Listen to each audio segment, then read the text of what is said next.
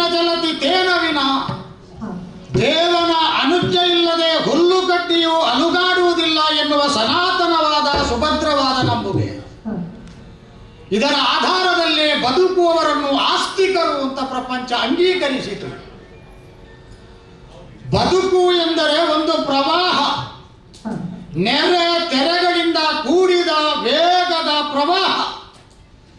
ಯಾವ ಕಾರಣಕ್ಕೂ ಆ ಪ್ರವಾಹದ ಜೊತೆಗೆ ಕೊಚ್ಚಿಕೊಂಡು ಒಯ್ಯಲ್ಪಡುವ ಸ್ಥಿತಿಗೆ ಬರಕೂಡದು.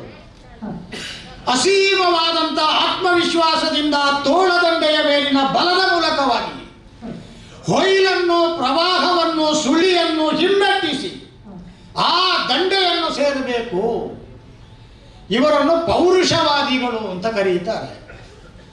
ಪಾಂಡವರ ಬದುಕನ್ನು ಅವಲೋಕನ ಮಾಡಿದ್ರೆ ಎರಡನ್ನು ಹಾರ್ದಿಕವಾಗಿ ಸಮನ್ವಯಗೊಳಿಸಿ ಅದ್ವೈತ ಪಾಕದ ಮೂಲಕವಾಗಿ ಯಾವುದಕ್ಕೂ ಲೋಪ ಬಾರದ ಹಾಗೆ ಎರಡನ್ನೂ ಒಪ್ಪಿಕೊಂಡು ಬದುಕಿದುದಕ್ಕೆ ನಿದರ್ಶನ ಸಿಗುತ್ತದೆ. ದೇವರು ಕೊಡುತ್ತಾನೆ, ನಾನು ತಿನ್ನುತ್ತೇನೆ, ಬಾಯಿ ಅಗಲಿಸಿ ಅಂಬರಕ್ಕೆ ಮುಖ ಮಾಡಿ ಮಲಗಿದವನ ಬಾಯಿಗೆ ದೇವರೇ ಬಂದು ತುತ್ತನ್ನು ಉಣಬಡಿಸುವುದಿಲ್ಲವಲ್ಲ.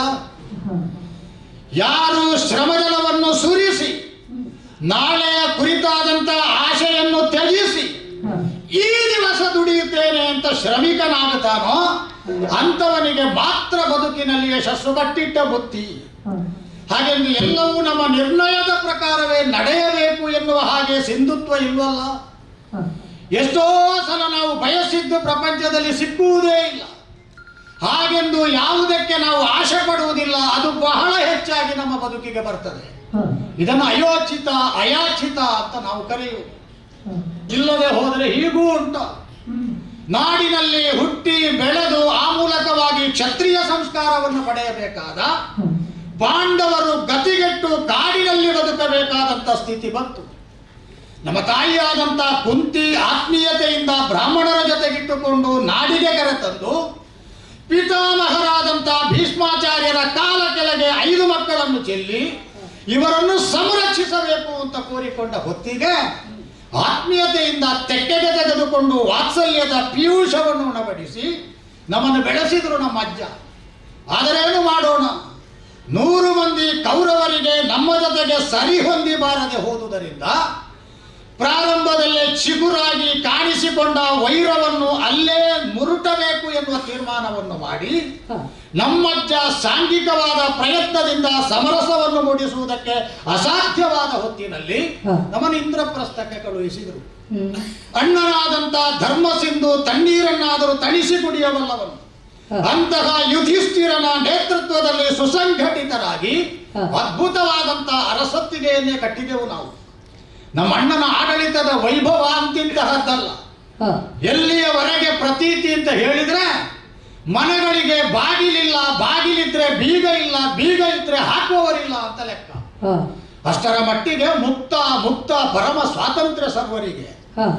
ಇಷ್ಟು ಪ್ರೀತಿಯಿಂದ ಸುಸಂಬದ್ಧವಾದ ಸುಧಾರ್ಮಿಕವಾದ ಜೀವನದ ಕಟ್ಟೋಣದ ಮೂಲಕವಾಗಿ ಆರ್ಯಾವರ್ತವನ್ನು ಅಖಂಡವಾಗಿ ಪರಿಪಾಲಿಸುವ ಪ್ರತಿಜ್ಞೆಗೆ ಕಟಿಬದ್ಧವಾದಂತಹ ಚಂದ್ರವಂಶದ ಕೀರ್ತಿಯನ್ನು ದಿಗಂತದಲ್ಲಿ ವಿಕಸಿಸುವ ಹಾಗೆ ನಮ್ಮಣ್ಣ ಬಹುದೊಡ್ಡ ಪ್ರಾಯೋಗಿಕವಾದಂತಹ ಚರ್ಯೆಯಲ್ಲಿ ತೊಡಗಿದ.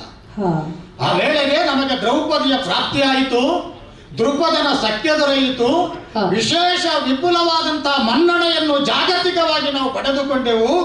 ಅನಾಥರನ್ನು ದೇವರು ಸಂರಕ್ಷಿಸ್ತಾನೆ ಎನ್ನುವುದಕ್ಕೆ ಆಧಾರವಾಗಿ ನಾರಾಯಣ ಗುರು ಎನ್ನುವುದನ್ನೇ ನಾವು ಅಂಗೀಕರಿಸಿದೆವು. ಗುರುಗಳಲ್ಲಿ ಮಹಾಗುರು ನಾರಾಯಣ.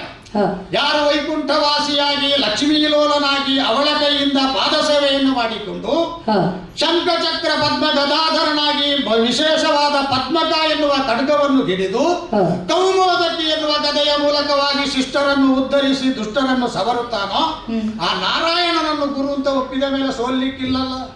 ಅಲ್ಲಿ ನಿಲ್ಲಬೇಡ, ಇಲ್ಲಿ ನಿಲ್ಲಬೇಡ, ಅಲ್ಲಿ ಮನ ಮಾಡಬೇಡ, ಅನಿಕೇತನಾಗಿ ಹೋಗುತ್ತವ ಸೂಚನೆ ಕೊಟ್ಟದ್ದು. ಆ ಕಾರಣದಿಂದಲೇ ವಿಷ್ಣು ಕೃಪೆಯಿಂದ ಪೋಷಿತರಾಗಿ ಅಣ್ಣನಾದಂತಹ ಧರ್ಮರಾಜನ ನೇತೃತ್ವದಲ್ಲಿ ಬದುಕುವಾಗಲೇ ನಾರದರ ಪ್ರವೇಶವಾದದ್ದು. ಪ್ರಪಂಚದಲ್ಲಿ ಕೆಲವು ಆದರ್ಶ, ಕೆಲವು ಅಪೂರ್ವ. ಶ್ರೀರಾಮನು ಮರ್ಯಾದಾ ಪುರುಷೋತ್ತಮನಾಗಿ ತ್ರೇತಾಯುಗದಲ್ಲಿ ಬದುಕಿ ಏಕಪತ್ನಿ ವ್ರತಸ್ಥನಾಗಿ ಜೀವಿಸಿದನು. ಇದು ಆದರ್ಶ. ಇದನ್ನು ಬದುಕಿನಲ್ಲಿ ಎಲ್ಲರೂ ಅಳವಡಿಸಿದರೆ ಬಹಳ ಒಳ್ಳೆಯದು. ಏಕಪತ್ನಿ ವ್ರತಸ್ಥನಾದವನು ಯಾವ ಕಾರಣಕ್ಕೂ ಅನ್ಯ ಸಂಘ ಇಲ್ಲದೆ ವೈಯಕ್ತಿಕವಾದಂತ ಬ್ರಹ್ಮಚರ್ಯವನ್ನು ಬದ್ಧತೆಯಿಂದ ಪಾಲಿಸುವುದಕ್ಕೆ ಬರುತ್ತದೆ. ಇದು ಆದರ್ಶ. ಹಾಗೆ ಅಂತ ಹೇಳಿ 5 ಮಂದಿ ಗಂಡಸರಿಗೆ ಒಬ್ಬಳೇ ಹೆಂಡತಿ, ಇದನ್ನು ಆದರ್ಶ ಅಂತ ಹೇಳಿದ್ರೆ ಹೊಡೆದು ಕೈಕಾಲು ಮುರಿಬಾರದು. ಅದು ಅಪೂರ್ವ. ಪಾಂಡವರ ಬದುಕಿನಲ್ಲಿ ಮಾತ್ರ ಸಾಧ್ಯ. ಪಾಂಡವರು 5 ಮಂದಿ ಒಬ್ಬಾಕೆಯನ್ನು ಮದುವೆಯಾಗಿದ್ದಾರೆ ಅಂತ ಹೇಳಿ ಊರಿನವರಲ್ಲೆಲ್ಲ 5 ಜನ ಸೇರಿ ಒಂದೊಂದು ಮದುವೆ ಆದರೆ ಶಿರಚ್ಛೇದನ ಮಾಡಬೇಕಾಗಿತ್ತು. ಹಾಗಾಗಿ ಇದನ್ನು ಅಪೂರ್ವ ಅಂತ ಪ್ರಪಂಚ ಕೊಂಡಾಡಿದ್ದು. ಆ ಕಾಲದಲ್ಲಿ ನಾರದರೊಂದು ಸೂಚನೆ ಕೊಟ್ಟರು, ಯಾವ ಕಾರಣಕ್ಕೂ ನೀವು ಸುಂದೋಪಸುಂದರಾಗಿ ಒಂದೇ ಹೆಣ್ಣಿಗೆ ಜಗಳವಾಡುವ ಸ್ಥಿತಿ ಬರಕೂಡದು. ಕಾಲ, ದೇಶ, ಪಾತ್ರ, ಪರಿಸ್ಥಿತಿ, ಸನ್ನಿವೇಶಕ್ಕೆ ಅನುಗುಣವಾಗಿ ಮನುಷ್ಯನ ಬುದ್ಧಿ ಎನ್ನುವುದು ಕೇಡಿನ ಸ್ಥಿತಿಗೆ ಬರ್ತದೆ. ಎಂತಹ ಮಹಾನ್ ಸಾಧಕರು ಹೆಣ್ಣಿನ ಕಾರಣದಿಂದ ಕರ್ಮಭೂಮಿಯಲ್ಲಿ ಪತನಗೊಂಡಿದ್ದಾರೆ. ನಿಮ್ಮಂಥವರದ್ದು ಏನು ಗತಿ ಅಂತ ಪ್ರಶ್ನೆ ಮಾಡಿದರು. ಅದಕ್ಕೊಂದು ನಿಯಮ ಮಾಡಿದರು. 1 ವರ್ಷ ಒಬ್ಬೊಬ್ಬ ಪಾಂಡವನು ಯಾಜ್ಞಸೇನಿಯ ಜೊತೆಗೆ ಕಟ್ಟುನಿಟ್ಟಿನ ದಾಂಪತ್ಯವನ್ನು ಆಚರಿಸುವುದು. ಆ ಕಾಲದಲ್ಲಿ ಮತ್ತೆ 4 ಮಂದಿ ಪಾಂಡವರಲ್ಲಿ ಯಾರಾದರೂ ಅವರ ಏಕಾಂತಕ್ಕೆ ಭಂಗ ತಂದ್ರೆ ಅವರು 12 ವರ್ಷಗಳ ಕಾಲ ತೀರ್ಥಾಟನ ಮಾಡಿ ಪಾಪ ಪ್ರಕ್ಷಾಳನ ಪ್ರಾಯಶ್ಚಿತ್ತ ಮಾಡಿಕೊಡಬೇಕು. ಈ ಕಟ್ಟುನಿಟ್ಟಿನ ಆದೇಶವನ್ನು ನೀಡಿ ಅವರು ಹೊರಟು ಹೋದರು. ಹೀಗೆಯೇ ಕೆಲವು ದಿವಸ ಕಳೆದ ಮೇಲೆ ಮಧ್ಯರಾತ್ರಿಯಲ್ಲಿ ಬ್ರಾಹ್ಮಣರ ಅಗ್ರಹಾರದಿಂದ ವಿಪ್ರರಾದವರ ಕೂಗನ್ನು ಕೇಳಿ ಪಾರ್ಥ ಅರ್ಜುನ ನಾಮಕನಾದ ನಾನು ಆಶ್ಚರ್ಯಕ್ಕೆ ಒಳಗಾದೆ. ಅಣ್ಣನ ರಾಜಧಾನಿಯಲ್ಲಿ ಇಂದ್ರಪ್ರಸ್ಥದಲ್ಲಿ ಪರಮವೈಭವದಿಂದ ಶಾಂತಿ ಸ್ಥಾಪನೆಯಾದ ಹೊತ್ತಿಗೆ ಸಾಮರಸ್ಯದ ತಿಳಿ ಕಡಲಿಗೆ ಕಲ್ಲು ಬಿಸಾಡಿದ ಹಾಗೆ ಕಲಕುವವರು ಯಾರು? ಬ್ರಾಹ್ಮಣರಲ್ಲಿ ಮುಂದಾಳವನ್ನು ದೂರು ಕೊಟ್ಟರಲ್ಲ, ನಾವು ಸಂಪಾದನೆ ಮಾಡಿದ್ದನ್ನೆಲ್ಲ ಕಳ್ಳರು ಸಂಪಾದಿಸ್ತಾ ಇದ್ದಾರೆ, ಉದ್ಧಾರ ಮಾಡಬೇಕು, ಕಾಯಬೇಕಾದದ್ದು ನನಗೆ ಹೊಣ ಹೌದಲ್ಲ. ಹಾಗಾಗಿ ಯೋಚನೆ ಮಾಡಿದ್ದಾರೆ. ಬಂದವರ ಸಂಖ್ಯೆ ಎಷ್ಟು? ಅವರ ಅಸಂಖ್ಯಾತರಿದ್ದಾರೆ. ಹಾಗಾದರೆ ಒಬ್ಬಿಬ್ಬರನ್ನಾದ್ರೂ ಹೊಡೆದು ಮಗುಚಬಹುದು. ಈ ಗುಂಪಿನಲ್ಲಿ ಬಂದವರನ್ನು, ಸಾಮುದಾಯಿಕವಾದಂತಹ ಕಳ್ಳತನದಲ್ಲಿ ತೊಡಗಿದವರನ್ನು ವಿರೋಧಿಸುವುದಕ್ಕೆ ಪಾರ್ಥನಿಗೆ ಅಸ್ತ್ರಗಳು ಬೇಕಲ್ಲ. ಅದಕ್ಕಾಗಿಯೇ ಅಸ್ತ್ರ ಸಂಗ್ರಹಣೆಗೆ ಮನಸ್ಸು ಮಾಡಿದ ಹೊತ್ತಿಗೆ ಉಭಯ ಸಂಕಟಕ್ಕೂ ಧರ್ಮ ಸಂಕಟಕ್ಕೂ ಒಳಗಾಗಿ ಹೋದೆ. ನಮ್ಮ ಅಣ್ಣನಾದಂತಹ ಧರ್ಮರಾಜ ಯಾಜ್ಞಸೇನಿಯ ಜೊತೆಗೆ ದಾಂಪತ್ಯ ಕಟ್ಟುತ್ತಿದ್ದಾನೆ. ಅವನ ಸತ್ಯಾಮನೆಯ ಹೊತ್ತಿಗೆ ನಮ್ಮ ಆಯುಧಾಗಾರ ಇರುವುದು. ಅದರಲ್ಲೂ ಒಂದು ಸಣ್ಣ ಬುದ್ಧಿವಂತಿಕೆ ಉಂಟವನದು. ಪಾಂಡವರಲ್ಲಿ ಉಳಿದ 4 ಮಂದಿಗೆ ಅವನ ಅಪ್ಪಣೆ ಇಲ್ಲದ ಆಯುಧ ಸಿಗಬಾರದು ಅಂತ ಆಲೋಚನೆ.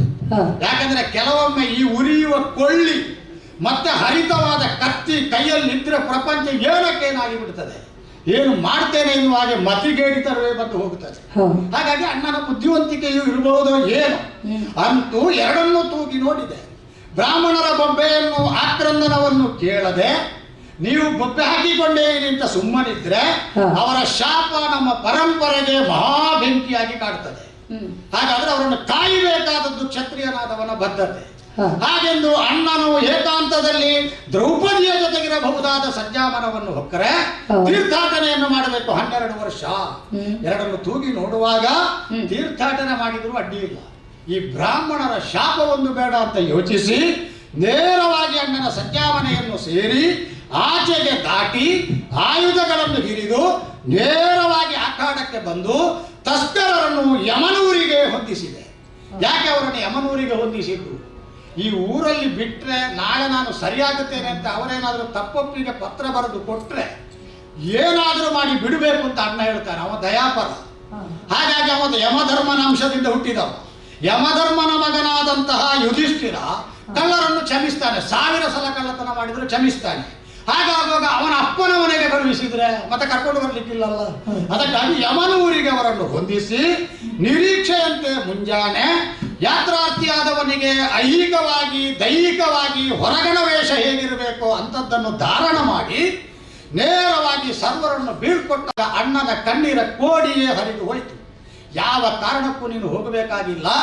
ಆಪಧರ್ಮದಲ್ಲಿ ಅನ್ಯರ ಸಂರಕ್ಷಣೆಗೆ ಬೇಕಾಗಿ ಆಕ್ರಮಣಶೀಲನಾಗಿ ಆಯುಧ ಗ್ರಹಣ ಮಾಡಬೇಕಾದ ಅಗತ್ಯ ಬಂತೇ ಹೊರತು ದುರಾಲೋಚನೆಯಿಂದ ನೀನು ಮಾಡಿದ್ದಲ್ಲ. ಒಪ್ಪಲಿಲ್ಲ ನಾನು. ಈ ಶಾಸನ ಮಾಡುವವರು ಅವರಿಗೆ ಮಾತ್ರ ಶಾಸನ ಇರುವುದಿಲ್ಲ, ಶಾಸನ ಉಳಿದವರಿಗಿರಬೇಕು ಅಂತ ಬಯಸ್ತಾರೆ. ಈ ಮೂಗು ಮೂತಿ ಮುಚ್ಚಿಕೊಳ್ಳುವ ನಿಯಮ ತಂದ್ರೆ, ಅಂತರ ಕಾಪಾಡಬೇಕು ಅಂತ ಬೊಬ್ಬೆ ಇಟ್ಟರೆ ಅವರ ಕೌಟುಂಬಿಕ ಕಾರ್ಯಕ್ರಮಕ್ಕಾಗುವಾಗ ಅದು ಅನ್ವಯವಾಗುವುದಿಲ್ಲ. ಉಳಿದವರಿಗೆ ಸಾರ್ವಜನಿಕರಿಗೊಂದು ಹೊರೆಯಾಗಿ ಕಾಣ್ತದೆ. ಆದ್ದರಿಂದ ಅಣ್ಣನಿಗೆ ನಾವು ಹೇಳಿ ಶಾಸಕರಾಗಿ ನಾವೇ ತಪ್ಪಬಾರದು, ಶಾಸನ ಮಾಡಿ ನಾವೇ ಜಗತ್ತಿಗೆ ಆದರ್ಶ ಆಗಬೇಕು, ಹಾಗಾಗ ಕೂಡದು. ಆ ಕಾರಣದಿಂದ ಹೊರಟು ನಿಲ್ತೇನೆ. ಆಗ ಇನ್ನೊಂದು ಉಪಾಯ ಮಾಡಿದವ ಪ್ರತ್ಯಾಮ್ನಾಯ. ಏನದು? 12 ವರ್ಷವನ್ನು ಬದಲಾಯಿಸಿ ಒಂದೊಂದು ವರ್ಷವನ್ನು ಒಂದೊಂದು ತಿಂಗಳಾಗಿಸಿ 12 ತಿಂಗಳಲ್ಲಿ ವಿಶ್ವ ಪರ್ಯಟನವನ್ನು ಮುಗಿಸುವ ಹಾಗೆ, ಯಾತ್ರಾರ್ಥಿಯಾಗಿ ಮುಗಿಸುವ ಹಾಗೆ ಸೂಚನೆ ಕೊಟ್ಟ. ಅಣ್ಣನಿಗೆ ವಂದಿಸಿ ತಮ್ಮಂದಿರನ್ನು ಬೀಳ್ಕೊಂಡು ಯಾಜ್ಞಸೇನೆಯನ್ನು ಆಲಂಗಿಸಿ ಈಚೆಗೆ ಬಂದು ಕುಂತಿಯಮ್ಮನಿಗೂ ಕೈ ಮುಗಿದು ನೇರವಾಗಿ ಹೊರಟು ನಿಂತೆ ಯಾತ್ರಾರ್ಥಿಯಾಗಿ. ಮೊಟ್ಟ ಮೊದಲು ನಾನು ಸಂಧಿಸಿದ ತೀರ್ಥ ಸಾಮಾನ್ಯವಾದ ತೀರ್ಥ ಅಲ್ಲ. ಭಗೀರಥನ ಭಾಗ್ಯದಿಂದ ಭರತ ವರ್ಷದ ಪಾಪದ ಕೊಳೆಯನ್ನು ತೊಳೆಯುವುದಕ್ಕಾಗಿ ಶಿವನ ಜಟೆಯಿಂದ ಧುಮುಕಿ ಪಾತಾಳದವರೆಗೆ ಸಾಗಿ ಹೋಗಿ ಅಘನಾಶಿನಿ ಎನ್ನುವ ಹಾಗೆ ಹೆಸರು ಪಡೆದಲ್ಲ ಗಂಗಾ ಭವಾನಿ. ಆ ಗಂಗಾ ಭವಾನಿ ನಮಗೆ ಅತ್ಯಂತ ಪೂಜ್ಯಳಾದಂಥ ತೀರ್ಥ. ಯಾಕಂದ್ರೆ ಅವಳ ಉದರಾಂಬುದಿಯಲ್ಲಿ ಹುಟ್ಟಿಕೊಂಡವರಿಗೆ ದೇವವ್ರತ ಅಂತ ಹೆಸರು. ಅವರೇ ನಮ್ಮ ಮುತ್ತಯ್ಯ ಪಿತಾಮಹ ಅಮರ ಸಿಂಧೋದ್ಭವ ಅಂತ ಕರೆಯಲ್ಪಟ್ಟಂತ ಭೀಷ್ಮಾಚಾರ್ಯರು. ಹಾಗಾದ್ರೆ ನಮ್ಮ ಅಜ್ಜಯ್ಯನ ಅವ್ವೆಯ ಮಡಿಲಲ್ಲಿ ಯಥೋಚಿತವಾಗಿ ಅತ್ಯಂತ ಭಕ್ತಿ ಭಾವದಿಂದ ನಮಸ್ಕಾರವನ್ನು ಸಲ್ಲಿಸಿ ಇನ್ನೇನು ಗಂಗೆಯನ್ನು ಉತ್ತರಿಸ್ತೇನೆ ಅಂತ ಹೇಳುವಲ್ಲಿ ಒಂದು ಅಭೂತಪೂರ್ವವಾದ ವಿದ್ಯಮಾನ ನಡೆದು ಹೋಯಿತು. ಯಾರೋ ನನ್ನ ಕಾಲನ್ನು ಹಿಡಿದು ಸೆಳೆಯುವ ಹಾಗೆ, ಕಣ್ಣು ಬಿಟ್ಟು ನೋಡಿದರೆ ಯಾವುದೋ ಪಲ್ಲಂಗದಲ್ಲಿ ಮಲಗಿದ ಹಾಗೆ, ಪಕ್ಕದಲ್ಲಿ ಒಬ್ಬಳು ನಾಗಕನ್ನಿಕೆ ನಿಂತ ಹಾಗೆ, ಆಕೆಯೇನು ಅಹವಾಲನ್ನು ಮಂಡಿಸುವ ಹಾಗೆ ಬಾಯಿ ಬಿಡಿಸಿ ಕೇಳಿದರೆ ಹೇಳ್ತಾಳೆ, ಕೌರವ್ಯನೆಂಬ ನಾಗನ ಪರಂಪರೆಯಲ್ಲಿ ಹುಟ್ಟಿದಂಥ ಮಗಳಾದಂತಹ ತಾನು ಉಲೂಪಿ ಅಥವಾ ಉಲೂಚಿ ಎನ್ನುವ ಹೆಸರಿರುವವಳು ಪಾರ್ಥನನ್ನು ಮೋಹಿಸಿದ್ದೇನೆ. ಗಂಡು ಮೆಟ್ಟಿನ ನೆಲವಾದ ಭರತ ವರ್ಷದಲ್ಲಿ ಗಂಡಿಗೆ ಗಂಡಾಗಿ ಬೆರೆದಂತ ಪಾರ್ಥನನ್ನು ಓಲೈಸಿ ಮದುವೆಯಾಗಿ ಸಂಸಾರ ಮಾಡಬೇಕು ಅಂತ ಆಲೋಚನೆ. ನಾನು ನನ್ನ ಗತ್ಯಂತರವನ್ನು ಹೇಳಿದೆ. ನಾಗಲೋಕಕ್ಕೆ ಅನುಕೂಲವಾಗುವ ಹಾಗೆ ಆಕೆಯನ್ನು ವರಿಸಿದೆ. ಆ ಕಾಲದಲ್ಲಿ ಒಂದು ವಿಚಿತ್ರವೇ ನಡೆದು ಹೋಯಿತು. ಸತ್ಯೋಜಾತ ಗರ್ಭ. ಸಾಧಾರಣವಾಗಿ ನಮ್ಮಲ್ಲಿ ಕೌಟುಂಬಿಕವಾಗಿ ಮದುವೆಯ ಸಂಪ್ರದಾಯ ಮುಗಿದು ದಾಂಪತ್ಯವನ್ನು ಆಚರಿಸಿದ ಮೇಲೆ ಹೆಣ್ಣಾದವಳು ಹೆಂಡತಿಯಾಗಿ ಗರ್ಭಿಣಿಯಾದರೆ ನವಮಾಸಗಳ ಕಾಲ ಮಗುವನ್ನು ಪಿಂಡ ರೂಪದಲ್ಲೋ ಅಥವಾ ಶಿಷ್ಟವಾದ ಮಗು ರೂಪದಲ್ಲೋ ನಿಲ್ಲಿಸಿ 10ನೆಯ ತಿಂಗಳಲ್ಲಿ ಭೂಮಿಯ ಬೆಳಕನ್ನು ಕಾಣಿಸುವುದು ಕ್ರಮ. ಆದರೆ ನಾಗಲೋಕದಲ್ಲಿ ಹಾಗಲ್ಲ. ಸಮಾಗಮ, ಆಗಲೇ ಗರ್ಭಿಣಿಯಾಗುತ್ತಾಳೆ, ಆಗಲೇ ಪ್ರಸವಿಸ್ತಾಳೆ, ಆಗಲೇ ಹೆರಿಗೆ ಆಗುತ್ತಾಳೆ. ಆ ಹೆರಿಗೆ ಆಗುತ್ತದೆ. ಆ ಹೆರಿಗೆಯಾದ ತಕ್ಷಣಕ್ಕೆ ಮಗನಾದವನು ಮಗಳಾದವಳು ನಮ್ಮ ಎತ್ತರಕ್ಕೆ ಬೆಳೆದು ನಿಲ್ತಾರೆ. ಅದಕ್ಕೆ ಸದ್ಯೋಜಾತ ಗರ್ಭ ಅಂತ ಹೆಸರು. ಬೆಳೆದು ನಿಂತಂತ ನನ್ನ ಪ್ರೀತಿಯ ಮಗನ ಹಣೆಗೆ ಬಿಸಿ ಮುತ್ತೊಂದನ್ನು ಕೊಟ್ಟು ಇರಾವಂತನೆಂಬ ನಾಮಕರಣವನ್ನು ಮಾಡಿ ಕಾಲಪ್ರವಾಹದಲ್ಲಿ ಭವಿಷ್ಯದಲ್ಲಿ ನಿನ್ನನ್ನು ಸಂಧಿಸಿಯೇನು ಅಂತ ಭರವಸೆ ಕೊಟ್ಟು ಆ ಕ್ಷಣದಿಂದ ಅಲ್ಲಿಗೆ ಹೊರಟು ನಿಂತವ. ಬಂದವ ಸಾಮಾನ್ಯವಾದ ತಿರುಗಾಟವನ್ನು ಮಾಡಲಿಲ್ಲ. ವಿವಿಧ ತೀರ್ಥಗಳಲ್ಲೆಲ್ಲ ಮಿಂದು ಕ್ಷೇತ್ರಗಳನ್ನು ಸಂದರ್ಶನ ಮಾಡಿದೆ. ಇಂದ್ರಪ್ರಸ್ಥದಿಂದ ಪ್ರದಕ್ಷಿಣಾ ರೂಪದಲ್ಲಿ ಹೊರಟಂತಹ ನಾನು ವಿಶಿಷ್ಟವಾದಂಥ ತಾಣವೆನಿಸಿದ ಪುರಿಗೆ ಸೇರಿ ಜಗನ್ನಾಥನ ದಿವ್ಯ ದರ್ಶನವನ್ನು ಮಾಡಿದೆ. ಅಲ್ಲಿಂದ ಬರಬರುತ್ತಾ ನಾಸಿಕವನ್ನು ಸೇರಿ ಆ ಹಂಪೆಯ ವಿರೂಪಾಕ್ಷನ ಸಾನ್ನಿಧ್ಯವನ್ನು ಪಂಪಾ ಸರೋವರದ ದಂಡೆಯಲ್ಲಿ ಸಾಧಿಸಿ ಆ ಬಳಿಕ ದಕ್ಷಿಣಾಪಥಕ್ಕೆ ಬಂದು ಮುಟ್ಟಿದೆ. ಬಂದು ನಿಂತದ್ದು ಎಲ್ಲಿ ನಾನು?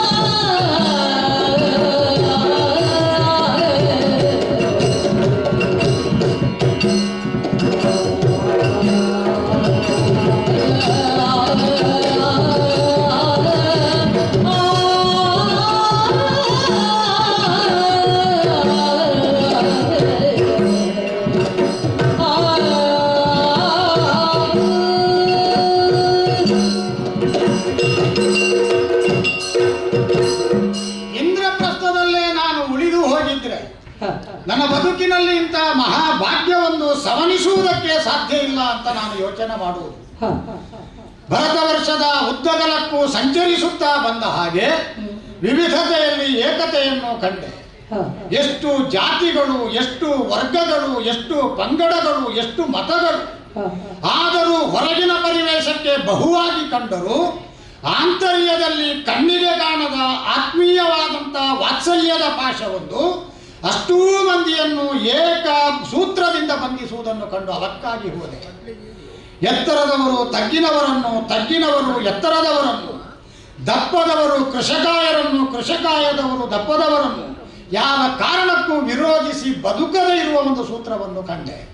ಹಾಗಾದರೆ ಈ ವಿವಿಧತೆಯೇ ಭರತ ವರ್ಷದ ಆತ್ಮೀಯವಾದಂತಹ ಅನುಭವಗಳನ್ನೆಲ್ಲ ನಿಧಿಯಾಗಿಸಿಕೊಂಡು ತನ್ನ ಗರ್ಭದಲ್ಲಿಟ್ಟುಕೊಂಡು ಸ್ವಲ್ಪ ಸ್ವಲ್ಪ ಸ್ವಲ್ಪ ಸ್ವಲ್ಪ ನಮಗೆ ಹಂಚುವುದೋ ಅಂತ ನಮಗೆ ಕಾಣುವುದು. ಏನೇ ಇರಲಿ, ಬರುತ್ತಾ ಭರತ ವರ್ಷದ ಈ ದಕ್ಷಿಣದ ತುತ್ತ ತುದಿಗೆ ಬಂದು ಮುಟ್ಟಿದೆ. ಇದನ್ನು ಧನುಷ್ಕೋಡಿ ಅಂತ ಕರೆದ್ರು, ಇದನ್ನು ರಾಮೇಶ್ವರ ಅಂತ ಕರೆದ್ರು. ಈ ವಿಶಿಷ್ಟವಾದಂತಹ ಪ್ರದೇಶಕ್ಕೆ ಒಂದು ಆಧ್ಯಾತ್ಮಿಕವಾದ ಹಿನ್ನೆಲೆ ಉಂಟು ಅಂತಲೂ ಪ್ರಚಲಿತ. ನಾನಾ ತೀರ್ಥಗಳಲ್ಲಿ ನಿಂತು ನಾನಾ ಕ್ಷೇತ್ರಗಳನ್ನು ಕಂಡು ಇಲ್ಲಿಯವರೆಗೆ ಬಂದಾಗ ಒಂದು ಅನಿರ್ವಚನೀಯವಾದಂಥ ಪುಳಕಕ್ಕೆ ನಾನು ಒಳಗಾದೆ. ಯಾಕೋ ಇದ್ದಕ್ಕಿದ್ದ ಹಾಗೆ ಸಮುದ್ರದ ಮೇಲಿನಿಂದ ಬೀಸಿ ಬರುವ ಉಪ್ಪು ನೀರನ್ನು ಹಾದು ತರುವ ಆ ಗಾಳಿಯ ತುಂತುರು ಲೇಪ ನನ್ನ ಮೈಗೆ ಆದಾಗ ನನ್ನ ಮೈಯ ರೋಮ ರಾಜಿಗಳು ನಿಮುರಿ ನಿಲ್ಲುವ ಅನುಭವ ನನ್ನ ಪಾಲಿಗೆ. ಯಾಕಂದ್ರೆ ಇದು ಸಾಧಾರಣವಾದಂಥ ಜಾಗ ಅಲ್ಲ ಅಂತ ಐತಿಹ್ಯ. ಬಂದ ಇಲ್ಲಿ ರಘುವರಿಯ ನಿಂದ ಅಂತ ನಾವು ಕೇಳ್ತೇವೆ. ಹಾಗಾದರೆ ಇಲ್ಲಿಯವರೆಗೆ ಸಂಚಲನಶೀಲನಾಗಿ ಸಾಗುತ್ತಾ ಬಂದ ರಾಮ ಕಪಿಕಟಕಗಳನ್ನು ಸೇರಿಸಿಕೊಂಡು ಭಲ್ಲೂಕಾದಿಗಳ ಪಡೆಯನ್ನು ನೆರಹಿ ಹೋರಾಟಕ್ಕಾಗಿ ಸಜ್ಜಾಗಿ ರಾವಣಾಭಿಯೋಗಕ್ಕೆ ಕರ್ತವ್ಯನಿಷ್ಠನಾಗಿ ಬಂದಂತ ರಾಮ ಇಲ್ಲಿಗೆ ಬರುವಾಗ ಯಾಕೆ ನಿಂದ? ಮೊದಲಿನ ವೇಗದಲ್ಲಿ ಮುಂದುವರಿಯಬಹುದಾಗಿತ್ತಲ್ಲ. ಈ ಜಿಜ್ಞಾಸೆಗೆ ನಮಗೆ ಉತ್ತರ ಸಿಗುವುದೇನೆಂದರೆ, ಕಣ್ಣಿಗೆ ಕಾಣಿಸುವ ಹಾಗೆ ಹಾಳತವಾಗಿ ಹದವಾಗಿ ಅಲ್ಲದೆ ಹೋದರೂ ಅಪಾರ ಎನ್ನುವ ಹಾಗೆ ವಿಸ್ತಾರವಾಗಿ ದಂಡೆ ಇಲ್ಲದೆ ಸರಿದು ನಿಂತಿರುವ ವ್ಯಾಪಕವಾಗಿರುವ ಸಮುದ್ರಕ್ಕೆ ಸೇತುವೆಯನ್ನು ಕಟ್ಟಬೇಕಾದ ಪ್ರಮೇಯ ರಾಮನಿಗೆ ಬಂತಂತೆ. ನಾನು ಆಶ್ಚರ್ಯಚಕಿತನಾಗಿದ್ದೇನೆ. ಆ ಬಲಾಢ್ಯರಾದಂಥ ಕಪಿಕಟಕಗಳನ್ನು ಯುದ್ಧಕ್ಕೆ ಬಳಸಿಕೊಳ್ಳಬಹುದಾಗಿದ್ದ ರಾಮ ಸೇತುವೆಯನ್ನು ಕಟ್ಟುವುದಕ್ಕೆ ಅನ್ಯ ಸಾಧ್ಯತೆಗಳು ತನ್ನ ಜೊತೆಗಿರುವಾಗ ಅದರ ಬಗ್ಗೆ ಯೋಚಿಸದ ರಾಮ ಈ ವಿಪರೀತವಾದಂಥ ದ್ವಂದ್ವವನ್ನು ಯಾಕೆ ತೋರಿದನೋ ನನಗೆ ಅರ್ಥ ಆಗುವುದಿಲ್ಲ. ಬಂದ ಇಲ್ಲಿ ರಘುವರಿಯ ನಿಂದವನೇ ಕಪಿಗಳನ್ನು ಸೇರಿಸಿಕೊಂಡು ಸೇತುವೆ ಕಟ್ಟಿದ. 5 ದಿನದಲ್ಲಿ ಸಂಪೂರ್ಣವಾಗಿ ಮುಗಿಸಲ್ಪಟ್ಟಂತ ಸೇತುವೆಯ ಮೇಲೆ ದಾಟಿ ಹೋದ. ರಾವಣಾದಿಗಳನ್ನು ಕೊಂದ, ಮೈಥಿಲಿಯನ್ನು ಪರಿಗ್ರಹಿಸಿದ, ವೈದೇಹಿ ಸಮೇತನಾಗಿ ಇದೇ ಸೇತುವೆಯ ಮೇಲೆ ಬಂದ. ಆ ಬಳಿಕ ಮುರಿದು ಹಾಕಿದ ಅಂತ ನಾವು ಕತೆ ಕೇಳುವುದು. ಕಟ್ಟುವುದಾದರೆ ಚಂದ ಉಂಟು ಅಂತಾದರೆ ಮುರಿಯುವುದು ಯಾಕೆ? ಮುರಿಯುವುದೇ ಉದ್ದೇಶ ಮೊದಲೇ ಇದ್ರೆ ಇಷ್ಟು ಚಂದದಲ್ಲಿ ಕಟ್ಟುವುದು ಯಾಕೆ? ಯಾರಲ್ಲಿ ಕೇಳೋಣ? ಅಲ್ಲಿ ನೋಡಿದರೆ ಮರಳ ರಾಶಿ, ಇಲ್ಲಿ ನೋಡಿದರೆ ವಿಶಾಲವಾದ ಸಮುದ್ರ. ಎಷ್ಟು ನೀರಿದ್ದರೆ ಏನಂತೆ, ಬಾಯಾರಿ ಬಂದವನಿಗೆ ಒಂದು ಗುಟ್ಟಕ್ಕೂ ಪ್ರಯೋಜನ ಇಲ್ಲಲ್ಲ. ಕೆಲವೊಂದು ಮನುಷ್ಯನ ಜೀವನವು ಹಾಗೆ ಬೇಕಾದಷ್ಟು ಇರ್ತದೆ. ಸಮುದ್ರದ ನೀರಿನ ಹಾಗೆ ಕುಡಿಲಿಕ್ಕೆ ಆಗುವುದಿಲ್ಲ. ಇರ್ಲಿಕ್ಕೆ ಅಯ್ಯೋ ಸಮುದ್ರದಷ್ಟು ಉಂಟಪ್ಪ, ಪ್ರಯೋಜನ ಏನೂ ಇಲ್ಲ. ಅದಕ್ಕಿಂತ ಸಣ್ಣ ಕೂಪದ ಹಾಗೆ ಬಾವಿಯ ಹಾಗೆ ಇರುವುದು ಒಳ್ಳೆಯದು. ಅದರ ಒಳಗಿನ ಸಿಹಿ ನೀರನ್ನು ಬಗೆ ಬಗೆಯಲ್ಲಿ ವಿವಿಧ ವಿನ್ಯಾಸದ ಪಾತ್ರೆಗಳಲ್ಲಿ ಸಂಗ್ರಹಿಸಿ ಎಷ್ಟು ಮನೆಯವರು ಕುಡಿಯುವುದಿಲ್ಲ. ಎಲ್ಲಿಂದ ನೀರು ತಂದಿರಿ? ಬಾವಿಯಿಂದ. ನೀವೆಲ್ಲಿಂದ ತಂದಿರಿ? ಅದೇ ಬಾವಿಯಿಂದ. ನೀವೆಲ್ಲಿಂದಪ್ಪ ತಂದದ್ದು? ಅದೇ ಬಾವಿಯಿಂದ. ಬಾವಿ ಸಣ್ಣದು, ತರಬಹುದಾದವರ ವ್ಯಾಪ್ತಿ ಹೆಚ್ಚು. ಹಾಗಾಗಿ ವಿಸ್ತಾರವಾದ ಸಮುದ್ರ ಆಗುವುದಕ್ಕಿಂತ 10 ಮನೆಗೆ ತೃಷೆ ಆರಿಸುವುದಕ್ಕೆ ಮಾಧ್ಯಮವಾಗಬಹುದಾದ ಸಣ್ಣ ಕೂಪವಾಗುವುದು ಲೇಸವು ಅಂತ ನಮ್ಮ ಹಿಂದಿನವರು ಆಡಿದರು. ಈಗ ಇಲ್ಲಿಂದ ಬಂದ ಮೇಲೆ ಇನ್ನು ನಿಲ್ಲುವುದು ಯಾಕೆ ನಾನು? ಹಾಗಾಗಿ ಇಲ್ಲಿಂದ ಹೊರಟು ಬಿಡುವ ಅಂತ ಹೇಳುವಾಗ ಗಾಳಿ ಯಾವುದೋ ಶಬ್ದವನ್ನು ಹೊತ್ತುಕೊಂಡು ತರ್ತದೆ, ಮರ್ಮರಿಸುವ ಶಬ್ದ. ಧ್ಯಾನವೆಂದರೆ ಧ್ಯಾನ, ಸ್ತುತಿ ಎಂದರೆ ಸ್ತುತಿ, ಯಾವುದೋ ಶಬ್ದ ಪ್ರಯೋಗವೆಂದರೆ ಶಬ್ದ ಪ್ರಯೋಗ. ಏನಿರಬಹುದು? ಹೇಗೂ ತಿರುಗಾಟಕ್ಕೆ ಇನ್ನು 4 ತಿಂಗಳುಂಟು. ಗಡಿಬಿಡಿ ಮಾಡುವುದು ಯಾಕೆ? ಅವಸರ ಮಾಡುವುದು ಯಾಕೆ? ಇದನ್ನೊಂದು ಸಂಶೋಧನೆ ಮಾಡಿ ಇಲ್ಲಿಂದೊಂದು ಪತ್ರ ತಗೊಂಡೇ ಹೋಗ್ಬೋದಲ್ಲ. ಯಾತ್ರಾರ್ಥಿಯಾದಂಥ ಅರ್ಜುನನು ಸುಮ್ಮನೆ ಹೋಗಲಿಲ್ಲ, ಬರುವಾಗ ಸಂಶೋಧನೆ ಮಾಡಿ ದೊಡ್ಡದೊಂದನ್ನು ಹಿಡ್ಕೊಂಡೇ ಬಂದ ಅಂತ ಪ್ರತೀತಿ ಆದ್ರೆ ಒಳ್ಳೇದಲ್ವೋ? ಹಾಗಾಗಿ ನಾನು ಬೆಲ್ಲ ಆ ಕಡೆಗೆ ಹೋಗ್ತೇನೆ.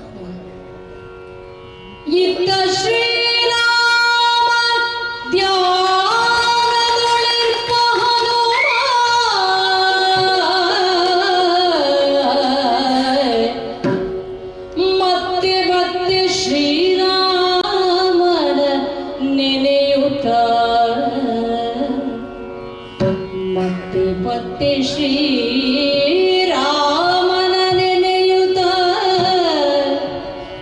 ಎಂದಿಗಾಗುವುದು ಶ್ರೀರಾಮ ದರ್ಶನ, ಎಂದಿಗಾಗುವುದು ಶ್ರೀರಾಮ ದರ್ಶನ ಭಾಗ್ಯವೆನುತ.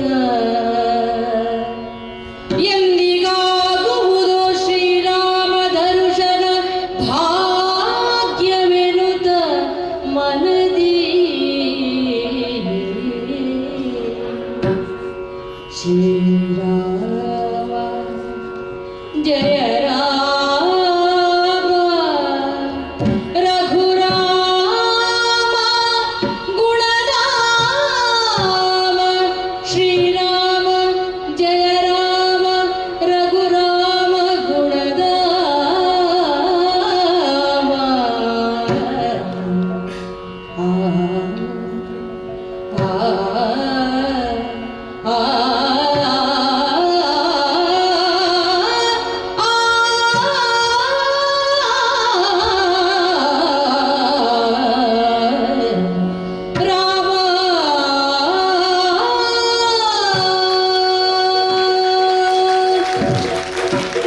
ರಾಮಾಯ ರಾಮಭದ್ರಾಯ ರಾಮಚಂದ್ರಾಯ ವೇದಸೆ ರಘುನಾಥಾಯ ನಾಥಾಯ ಸೀತಾಯ ಪತೆಯೇ ನಮಃ. ಕೋದಂಡರಾಮನಾದಂತಹ ಶ್ರೀರಾಮಚಂದ್ರನ ಸಖ್ಯದೊಂದಿಗೆ ಬೆಳೆದವನು ನಾನು. ತ್ರೇತಾಯುಗದಲ್ಲಿ ಆತನ ಹೆಜ್ಜೆಯನ್ನು ಅನುಸರಿಸಿದವನು ನಾನು. ಸರಾಯು ನದಿಯಲ್ಲಿ ಇನ್ನೇನು ನಿರ್ಯಾಣ ಹೊಂದುವನು ಶ್ರೀರಾಮ ಎನ್ನುವಂತಹ ಹೊತ್ತಿನಲ್ಲಿ ನಾನೂ ಆತನನ್ನು ಅನುಸರಿಸಿದವನು. ಆ ಹೊತ್ತಿಗೆ ಹೇಳಿದಂತಹ ಮಾತು ಹನುಮ, ಜಾಂಬವ ಹಾಗೆ ಮೈಂದನಿಗರಾದಂತಹ ನೀವುಗಳು ಎಂದು ನಿರ್ಗಮಿಸುವುದಲ್ಲ, ನಿಮ್ಮಿಂದಾಗಿ ಮತ್ತೆ ಮತ್ಕಾರ್ಯಗಳು ಆಗುವುದಕ್ಕುಂಟು ಎಂಬುದಾಗಿ ಆ ಹೊತ್ತಿಗೆ ಹೇಳಿದೆವು. ಭಗವಂತ, ನೀನಿಲ್ಲದಂತಹ ಈ ಭರತ ವರ್ಷದಲ್ಲಿ ನಾವು ಬದುಕುವುದಾದರೂ ಯಾಕೆ? ಪರಿಮಳವಿಲ್ಲದಂತಹ ಪುಷ್ಪವು ಬೆಳೆದರೆ ಅದರೇನು ಫಲ ಎಂದು ಮರುಪ್ರಶ್ನಿಸಿದಾಗ, ಯುಗ ಯುಗಗಳಲ್ಲಿಯೂ ನಿಮಗೆ ನಾನು ದರ್ಶನವನ್ನು ನೀಡುತ್ತೇನೆ ಎಂಬುದಾಗಿ ವಾಗ್ದಾನವನ್ನಿತ್ತಿದ ಕೋಸಲೇಶ. ಆತನ ಮಾತಿನಲ್ಲಿ ವಿಶ್ವಾಸವನ್ನು ಇಟ್ಟವರು ನಾವು, ಆತನನ್ನೇ ನಂಬಿ ಬದುಕಿದವರು ನಾವು. ನೇರವಾಗಿ ಗಂಧಮಾದನ ಪ್ರದೇಶವನ್ನು ಹೇರಿ ತಪ್ಪಲು ಪ್ರದೇಶದಲ್ಲಿ ಭಗವಂತನ ಧ್ಯಾನದಲ್ಲಿ ಲೀನನಾಗಿದ್ದಂತಹ ಹೊತ್ತಿನಲ್ಲಿ ಬಂದರಲ್ಲ ನಾರದರು. ಬಂದಂತಹ ನಾರದರು ಹೇಳಿದ್ದಿಷ್ಟೇ, ಹನುಮ, ನೀನು ಇಲ್ಲಿ ತಪಸ್ಸು ಮಾಡಬೇಕಾದವನಲ್ಲ. ಹಿಂದೆ ನದಿಗಳೇ ಸಮುದ್ರದೋಪಾದಿಯಲ್ಲಿ ಬೆಳೆದು ಇದ್ದವು. ಈಗ ಅದೆಲ್ಲ ಕುಂಠಿತವಾಗಿ ಸಮುದ್ರವೇ ನದಿಯೋಪಾದಿಯಾಗಿದೆ. ನೇರವಾಗಿ ನಮ್ಮ ಭೂಷಿರ ಪ್ರದೇಶವಾದಂತಹ ಕನ್ಯಾಕುಮಾರಿಯನ್ನು ಪ್ರವೇಶಿಸಿ ರಾಮೇಶ್ವರದಲ್ಲಿ ಇದ್ದು ಬಿಡು ಎಂಬುದಾಗಿ ಹೇಳಿದರು. ಅವರ ಮಾತಿಗೆ ಮನ್ನಣೆಯನ್ನು ಕೊಟ್ಟು ಪ್ರಭು ಶ್ರೀರಾಮಚಂದ್ರಮನು ನಿರ್ಮಿಸಿದಂತಹ ಈ ನಮ್ಮೊಡೆಯನ ಭವ್ಯವಾದಂತಹ ಲಿಂಗದ ಮುಂದೆ ನಿಂತವನು ನಾನು. ಸಮುದ್ರದ ಅಲೆಗಳು ಹೇಗೆ ಒಂದರ ಮೇಲಂತೆ ಮತ್ತೊಂದು ಮತ್ತೊಂದು ಮತ್ತೊಂದು ಬರುವ ಹಾಗೆ ನಮ್ಮ ಹೃದಯದಲ್ಲಿಯೂ ಭಗವಂತನನ್ನು ಕಾಣುವಂತಹ ತೆರೆಗಳು ಬಂದಾನು ಬಂದಾನು ಬಂದಾನು ಎನ್ನುವಂತಹ ತುಮುಲತೆ ತುಂಬುತ್ತಾ ಇದೆಯಲ್ಲ. ಹೌದು ಹೌದು, ಈ ಪ್ರದೇಶದಲ್ಲಿ ಇದ್ದು ಅವನನ್ನು ಸ್ತುತಿಸುತ್ತಾ ಮೇಲೆ ಸೂರ್ಯನ ಬಿಸಿಲಿನ ತಪದ ಬೇಗೆ ನಮಗಿಲ್ಲ. ಆ ಬೇಗೆಗೆ ಅಥವಾ ಬಿಸಿಲಿನ ತಾಪಕ್ಕೆ ತಪ್ಪಿಸುವಂತಹ ಈ ಮರಳಿನ ಬಿಸಿ ನಮಗೆ ತಾಗುವುದಿಲ್ಲ. ಕ್ಷೀಣನಾಗಿ ಅಕ್ಷೀಣ ಬಲನಾದಂತ ನಾನು ಕ್ಷೀಣ ಬಲನಾಗಿ ಇಂದು ಮರಳಲ್ಲಿ ಬಿದ್ದುಕೊಂಡಿದ್ದೇನೆ. ಬರುವವರೆಲ್ಲರೂ ನೋಡುತ್ತಾ ಸಾಗುತ್ತಾ ಇದ್ದಾರೆ. ಯಾತ್ರಾರ್ಥಿಗಳು, ಸನ್ಯಾಸಿಗಳು, ಋಷಿಮುನಿಗಳು, ಮನೀಷಿಗಳು, ಮರೀಷಿಗಳು ಇಲ್ಲಿಗೆ ಸಂದರ್ಶನವನ್ನು ಕೊಡುವುದುಂಟು. ಬಂದಂತ ಅವರುಗಳು ಅವರವರ ಕಾರ್ಯವನ್ನು ಪೂರೈಸುತ್ತಾ ಹೋಗುತ್ತಾ ಇರುತ್ತಾರೆ. ನಾವು ನಮ್ಮ ಪಾಡಿಗೆ ಇದ್ದೇವೆ. ನೋಡೋಣ ನೋಡೋಣ ಏನಾಗುತ್ತದೆ. ಅವರು ಅವರ ಪಾಡಿಗೆ ಹೋಗಿ, ನಾನು ನಿನ್ನ ಮಾತು ಕೇಳದೆ ಹೋಗುವುದಿಲ್ಲ ಅಂತ ಪ್ರತಿಜ್ಞೆ ಮಾಡಿದ್ದೇನೆ. ಯಾರಯ್ಯ ವನಚರ ನೀನು? ಆರು ವನಚರ ನೀನು.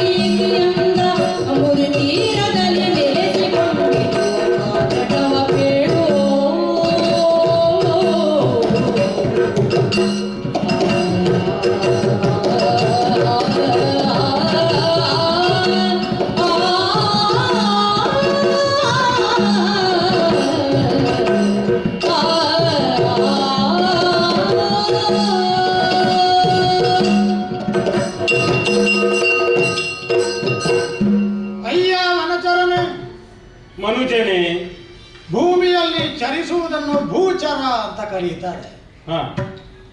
ನಮ್ಮ ಎದುರಿಗಿರುವಂತಹ ತಳವಿಲ್ಲದ ಅಂಬೂದಿಯಲ್ಲಿ ವಿಹರಿಸುವುದನ್ನು ಜಲಚರ ಅಂತ ಕರೆಯುತ್ತಾರೆ. ಯಾವುದು ಹಸಿರಲೆಯಿಂದ ಆವೃತವಾಗಿ ಇಡೀ ಬಾಣಕ್ಕೆ ಚಪ್ಪರ ಹಾಕಿದ ಹಾಗೆ ಕಾಣಿಸ್ತದೋ ಅಂತಹ ನಿತ್ಯ ಹರಿದ್ವರ್ಣದ ಸಸ್ಯ ಶ್ಯಾಮಲೆಯ ಗರ್ಭದಲ್ಲಿ ಬದುಕುವುದನ್ನು ವನಚರ ಅಂತ ಕರೆಯುತ್ತಾರೆ.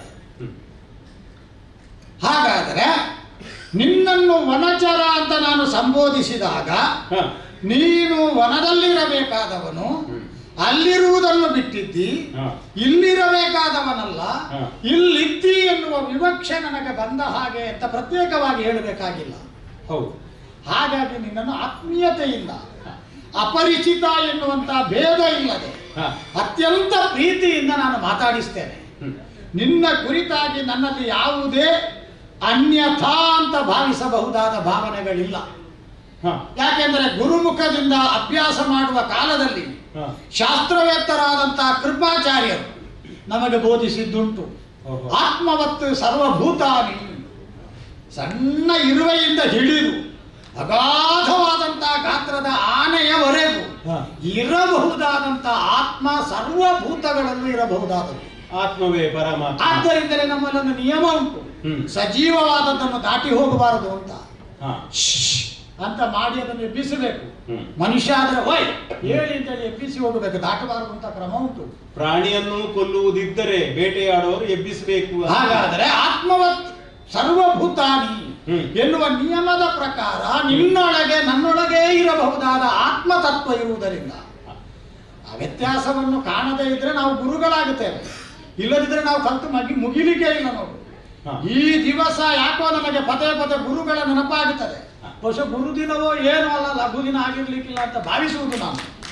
ಪ್ರತಿಯೊಂದು ಜೀವಿಯಲ್ಲೂ ತನ್ನಂತಹದ್ದೇ ಆತ್ಮ ಇದೆ ಅಂತ ಭಾವಿಸುವವನು ಗುರುತ್ವದ ಕಡೆಗೆ ಹೋಗುತ್ತಾನೆ ಅಂತ ನಮಗೆ ಗುರುಗಳು ಬಾಯ್ಪಾಠ ಮಾಡಿಸಿದ್ರು. ಇಲ್ಲಿ ವಿಷಯಾಂತರ ಬೇಡ. 6 ನೀನು ವನಚರ, ಕಾಡಿನಲ್ಲಿರಬೇಕಾದ ನೀನು ಈ ಮಳಲ ರಾಶಿಯ ಮೇಲೆ ಯಾಕೆ ಇದ್ದಿ? ಮೇಲೆ ಸೂರ್ಯನ ತಾಪ, ಅದರ ಕಾರಣದಿಂದ ಬಿಸಿಯಾದ ಮಳಲಿನ ಕಣಗಳ ಪ್ರತಾಪ, ಮುಂದೆ ನೋಡಿದರೆ ಉಪಯೋಗಕ್ಕೆ ಬಾರದಂತಹ ಉಪ್ಪು ನೀರಿನ ಸಮುದ್ರ, ಮಠ ಮಠ ಮಧ್ಯಾಹ್ನ. 6 ವನಚರ ನೀನು ಈ ರೀತಿಯಿಂದ ಅಬೂದಿಯ ತೀರದಲ್ಲಿ ನೆಲೆಸಿಕೊಂಡಿದ್ದಿ. ಕಾರ್ಯಕಾರಣ ಸಂಬಂಧ ಅಂತ ಮನುಷ್ಯ ಲೋಕದಲ್ಲಿ ಉಂಟು. ಯಾವುದೇ ಕಾರ್ಯವೊಂದು ಸಂಘಟಿತವಾಗುವುದಕ್ಕೆ ಒಂದು ಕಾರಣ ಇರಲೇಬೇಕು. ಕಾರಣರಹಿತವಾಗಿ ಒಂದು ಕಾರ್ಯ ನಡೆಯುವುದಿದ್ರೆ ಅದು ದೇವರ ಕಾರ್ಯ, ಅವನಿಗೆ ಕಾರಣ ಬೇಡ. ದೇವರೇ ಏನು ನಿನ್ನ ಕಾರ್ಯಕ್ಕೆ ಕಾರಣ ಅಂತ ಕೇಳಲಿಕ್ಕಿಲ್ಲ. ಅದು ಇಲ್ಲದೆ ಕೆಲಸ ಮಾಡುವವನಿಗೆ ದೇವರು ಅಂತ ಹೆಸರು. ಕರ್ತುಂ ಅಕರ್ತುಂ ಅನ್ಯಥಾ ಕರ್ತಂ ಅಂತ ನಾವು ಅದನ್ನು ಕರೆದದ್ದು. ಬಿಡುವ. ಈಗ ನಿನ್ನಲ್ಲೇ ನಾನು ಕೇಳು, ಒಂದು ಕಾರಣ ಇಲ್ಲದೆ ಇಲ್ಲಿಗೆ ಬರಲಿಕ್ಕಿಲ್ಲಲ್ಲ. ನಿನ್ನನ್ನು ಅಟ್ಟಾಡಿಸಿದ ಕಾರಣದಿಂದ ನೀನು ಉಳಿದ ವಾನರರ ಜೊತೆಗೆ ಇರಬೇಕಾದವನಲ್ಲ ಅಂತ ಪರಿತ್ಯಜಿಸಿದುದರ ಕಾರಣದಿಂದ ಪರಿತ್ಯಕ್ತನಾಗಿ ನೀನು ಇಲ್ಲಿಗೆ ಬಂದಿರ್ಲಿಕ್ಕಿಲ್ಲಲ್ಲ. ಇಂಥ ಪವಿತ್ರವಾದ ಜಾಗದಲ್ಲಿ ಒಂದು ಉದ್ದೇಶ ಇಟ್ಟುಕೊಂಡು ಏನೋ ಮಾಡ್ತಾ ಕೂತಿದ್ದಿ. 6 ವನಚರ ನೀನು ಈ ರೀತಿಯಿಂದ, ಯಾವ ರೀತಿಯಿಂದ? ಬಾಯಲ್ಲಿ ಮನ ಮನ ಮನ ಮನ ಮನ ಮಂತ್ರ ಹೇಳ್ತಿ, ಯಾವುದೋ ಧ್ಯಾನ ಪರವಶತೆ ತನ್ನಲ್ಲಿ ಉಂಟು ಅಂತ ಪ್ರತಿಪಾದಿಸ್ತಿ. ಇದೇನು ಕಾರಣ, ಇದೇನು ಕಾರ್ಯ ಅಂತ ಗೊತ್ತಿಲ್ಲ. ಆ ಕಾರಣದಿಂದ ನಿನ್ನಲ್ಲಿ ನಾನು ಕೇಳ್ತೇನೆ, ನೀನಿಲ್ಲಿ ನೆಲೆಸಿಕೊಂಡದ್ದು ಎನ್ನುವುದು ನಮಗೆ ಖಚಿತ ಆಗುತ್ತದೆ. ಬಹಳ ದಿವಸಗಳಿಂದ ಇದ್ದಿ ಅಂತ ನೋಡುವಾಗ ಗೊತ್ತಾಗುತ್ತದೆ. ಇನ್ನು ಕೆಲವು ದಿವಸ ಇಲ್ಲೇ ಉಳಿಯುವ ಅಭಿಪ್ರಾಯ. ನಾನಂತೂ ನಿಲ್ಲುವ ಹಾಗಿಲ್ಲ, ನಾನು ಹೊರಡುವುದಿಲ್ಲ. ಯಾತ್ರಾರ್ಥಿಯಾಗಿ ಬಂದವರು ಇಲ್ಲಿ ನಿಲ್ಲುವುದಿಲ್ಲ. ಯಾತ್ರಾರ್ಥಿಯಾಗಿ ಬಂದವರು ನಿಲ್ಲುವುದಿಲ್ಲ.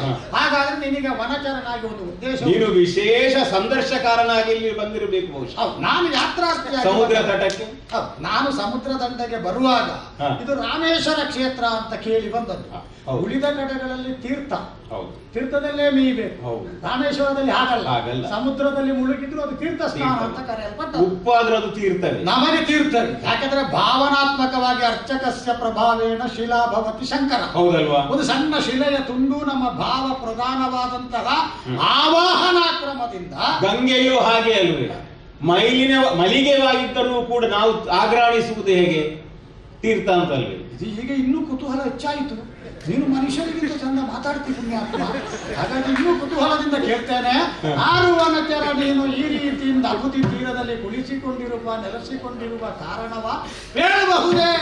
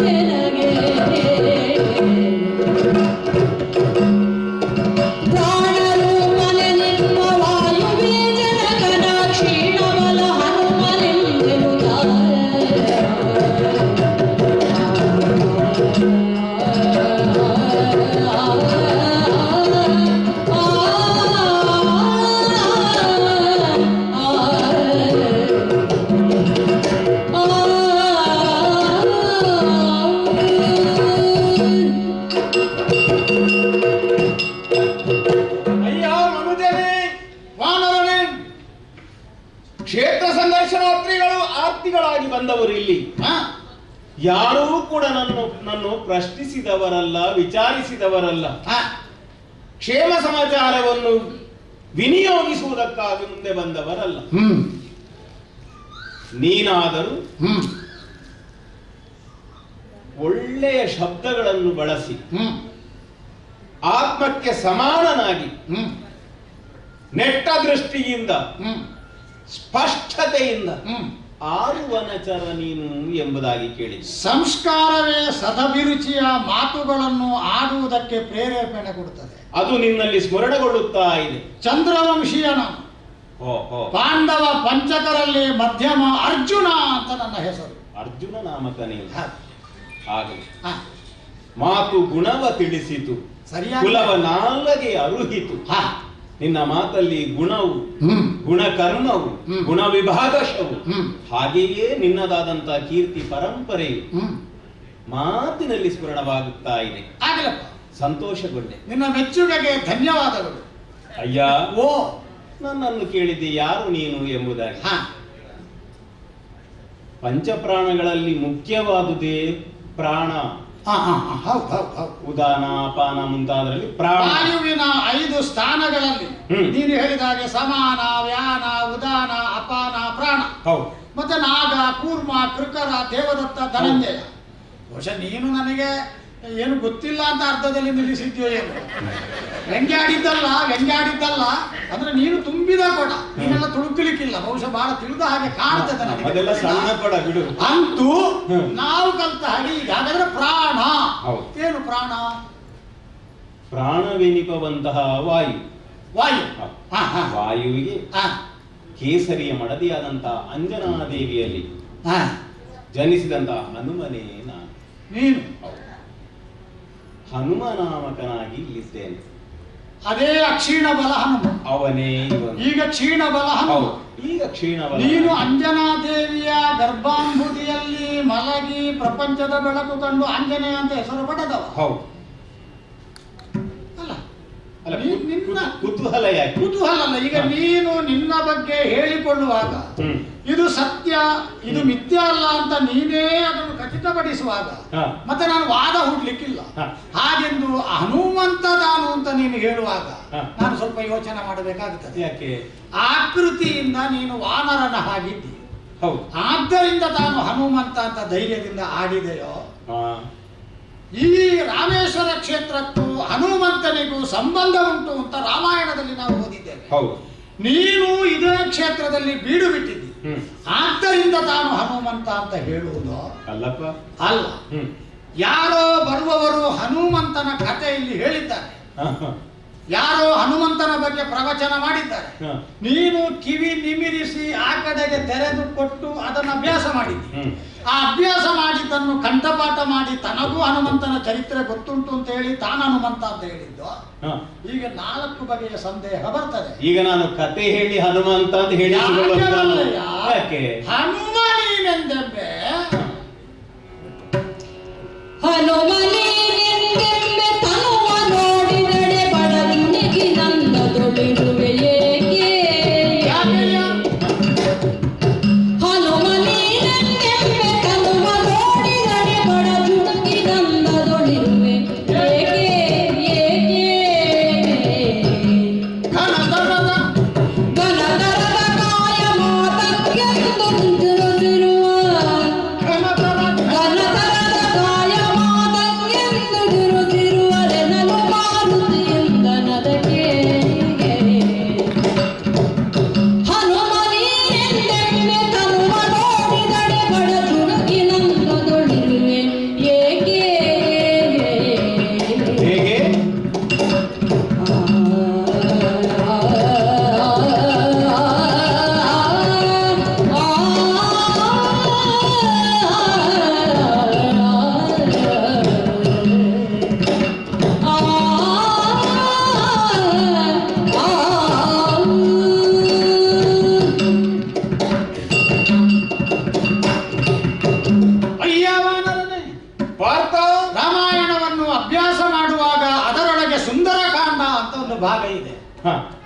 ಹನುಮಂತನ ಪೂರ್ವನಾಮಕರಣ ಇದ್ದದ್ದೇ ಸುಂದರ.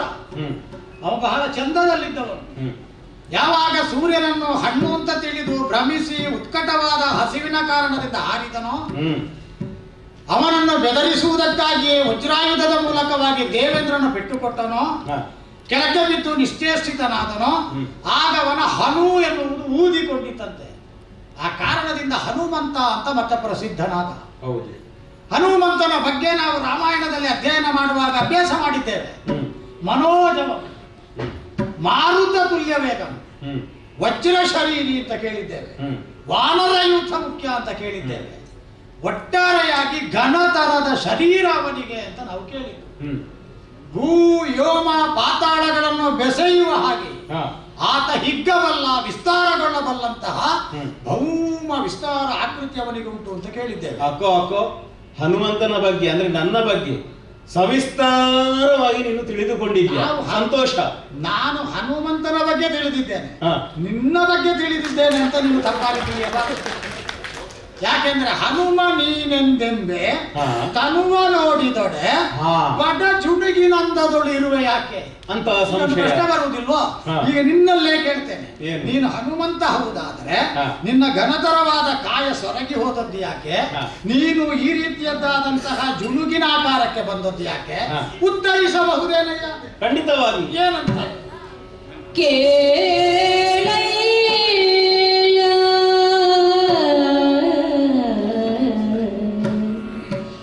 ನಮ್ಮ ತನು ಬಡವಾದುದ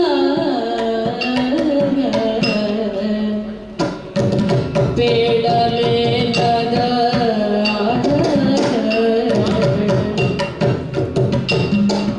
ಹಿಂದೆ ಶರದಿಗೆ ನೀಲ ಸೇತುವ ಕಟ್ಟಲು ನೋಡುವಂತಹ ಓಹೋ ಬೇಡಲೇನದ ಹಿಂದೆ ಶರದಿಗೆ ನೀಲ ಸೇತುವೆ ಕಟ್ಟಲು ಆ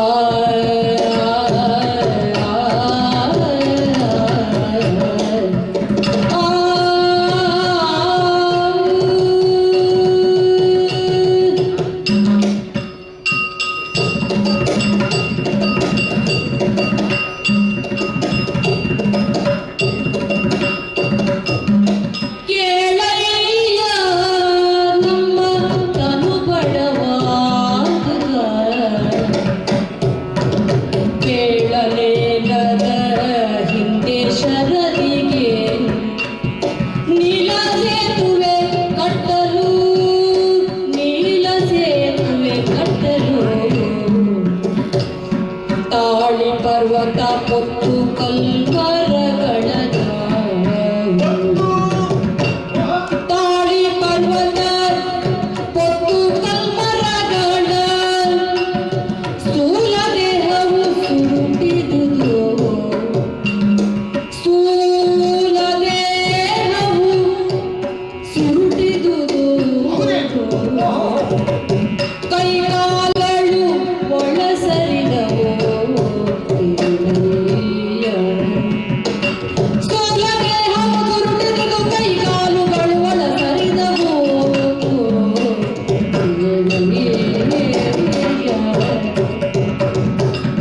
ಕೇಳಯ್ಯ ನಮ್ಮ ತನು ಬಡವಾದುದ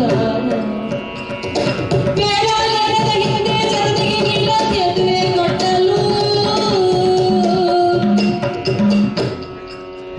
ಕೇಳಯ್ಯ ನಮ್ಮ ತನು ಬಡವಾದುದ ಬೇಡಲೇನದ ಹಿಂದೆ ಶರದಿಗೆ ನೀಲ ಸೇತುವೆ ಕಟ್ಟಲು ಆ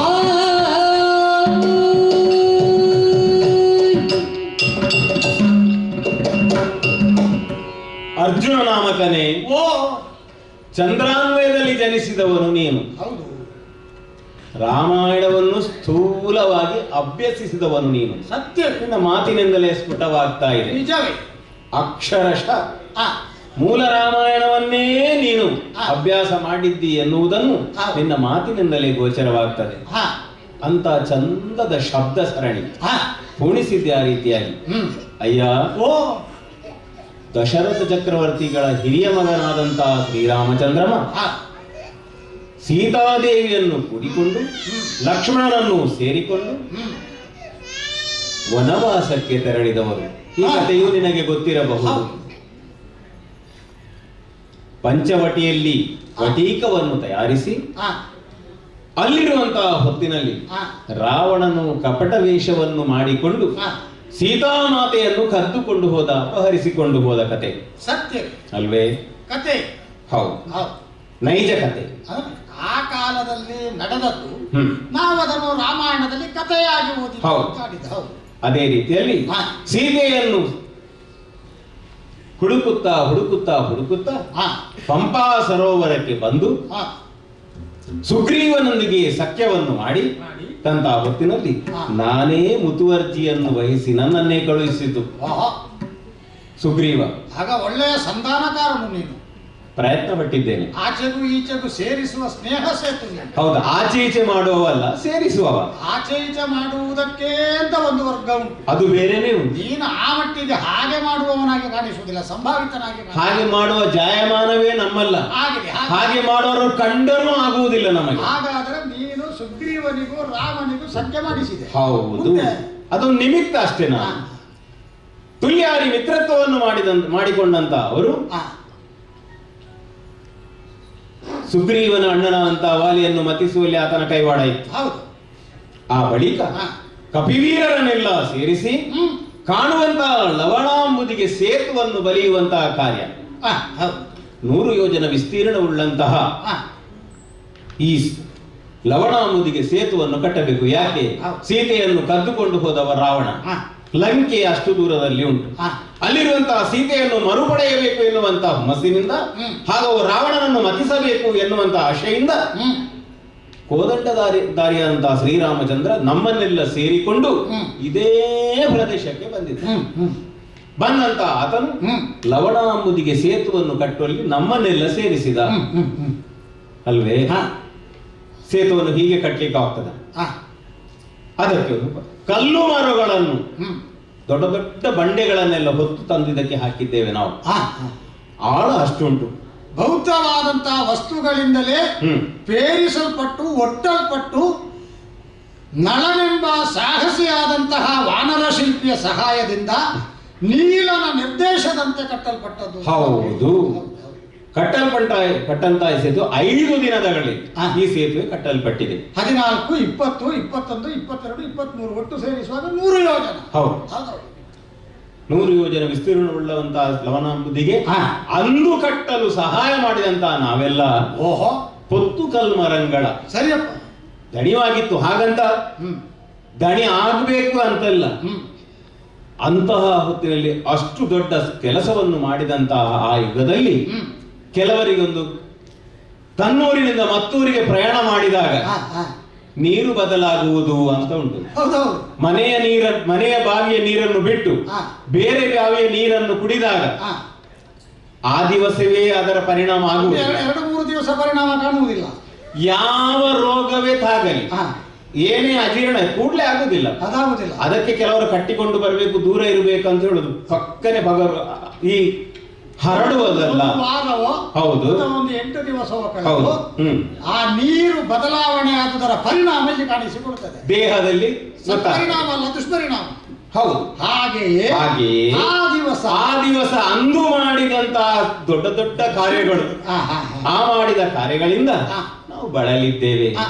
ಈ ಕೈಕಾಲೆಲ್ಲ ಒಳ ಸರಿಸಿಕೊಂಡದ್ದು ಸರಿದಿದ್ದು. ಅಕ್ಷೀಣ ಬಲ ಅಂದಿದೆಯಲ್ಲ, ನಾನು ಕ್ಷೀಣ ಬಲನಾಗಿದ್ದೇನೆ. ಈಗ ಇಲ್ಲಿದ್ದೇನೆ. ರಾಮೇಶ್ವರದ ಅಂದಿನ ಕಥೆಯನ್ನು ನೆನೆಯುತ್ತಾ ರಾಮನಾಮವನ್ನು ಜಪಿಸುತ್ತಾ ಇಲ್ಲಿದ್ದೇನೆ. ಈಗ ಇನ್ನೊಂದು ಪ್ರಶ್ನೆ ಬಂತಲ್ಲ, ಏನು? ಒತ್ತು ದಾಟಿಯಲ್ಲಬೇಕೆ? ಒತ್ತು ದಾಟಿಯಲ್ಲಬೇಕೆ? ಗಿರಿಗಳ ನೆತ್ತೋಗಕ್ಕೆ ಕಲ್ಮರಂಗಳ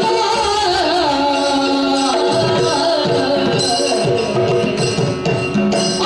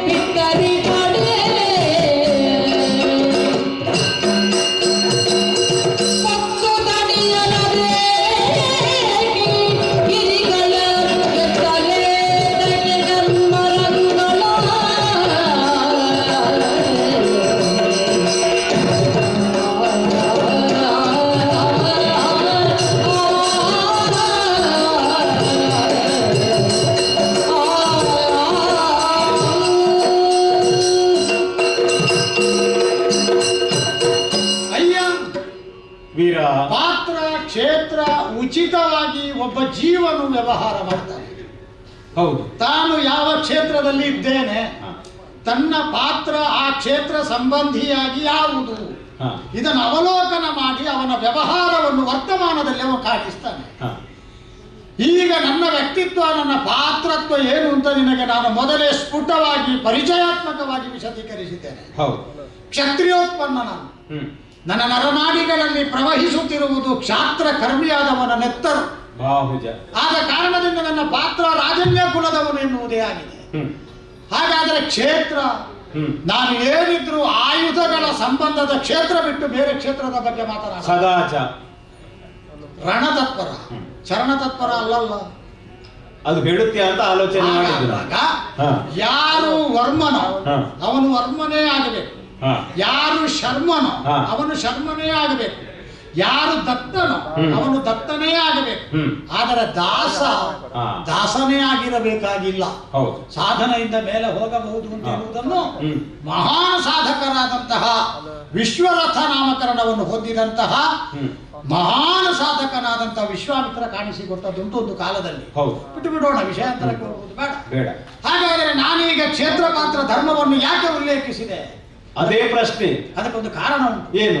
ಈಗ ಹೊತ್ತು ದಣಿಯಲದೇಕೆ ಪರ್ವತಗಳ, ಎತ್ತಲೇತಕ್ಕೆ ಕಲ್ಮರಂಗಳ, ಮತ್ತೆ ತಂದು ಒಟ್ಟಲೇತಕ್ಕೆ. ಈಗ ಉದಾಹರಣೆಗೆ ಮೊದಲನೇ ದಿವಸ ನೀವು 14 ಯೋಜನದಷ್ಟು ಉದ್ದಕ್ಕೆ ಕಟ್ಟಿದ್ದೀರಿ.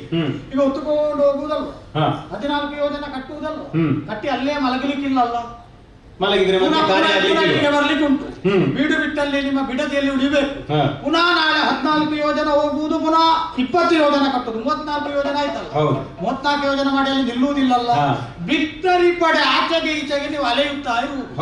ಹಾಗಾದರೆ ಈಗ ನನ್ನ ಸಮಸ್ಯೆ, ಈ ಕ್ಷೇತ್ರ ಈ ಪಾತ್ರಕ್ಕೆ ಸಂಬಂಧಿಸಿ ರಾಮನು ನನ್ನ ಹಾಗೆ ಇದ್ದವನು. ಹೊತ್ತು ದಣಿಯಲದೇಕೆ ಪರ್ವತಗಳ, ಎತ್ತಲೇತಕ್ಕೆ ಕಲ್ಮರಂಗಳ. ಹಾಗಾದ್ರೆ ಅದನ್ನು ಅಷ್ಟು ಕಷ್ಟಪಟ್ಟು ಕಟ್ಟುವುದಕ್ಕಿಂತ ಪರ್ಯಾಯ ಅಂತ ಒಂದು ಶಬ್ದ ಉಂಟು.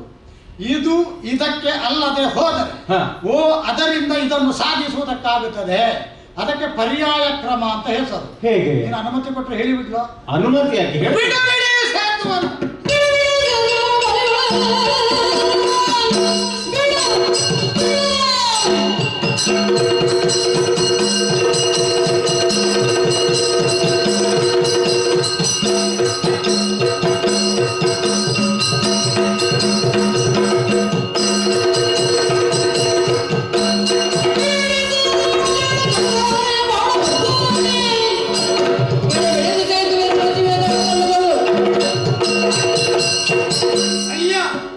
ನೋಡುವುದಕ್ಕೆ ಯಾತ್ರಾರ್ಥಿಯಾಗಿ ನಾನು ಕಾಣಿಸಿದ್ರು.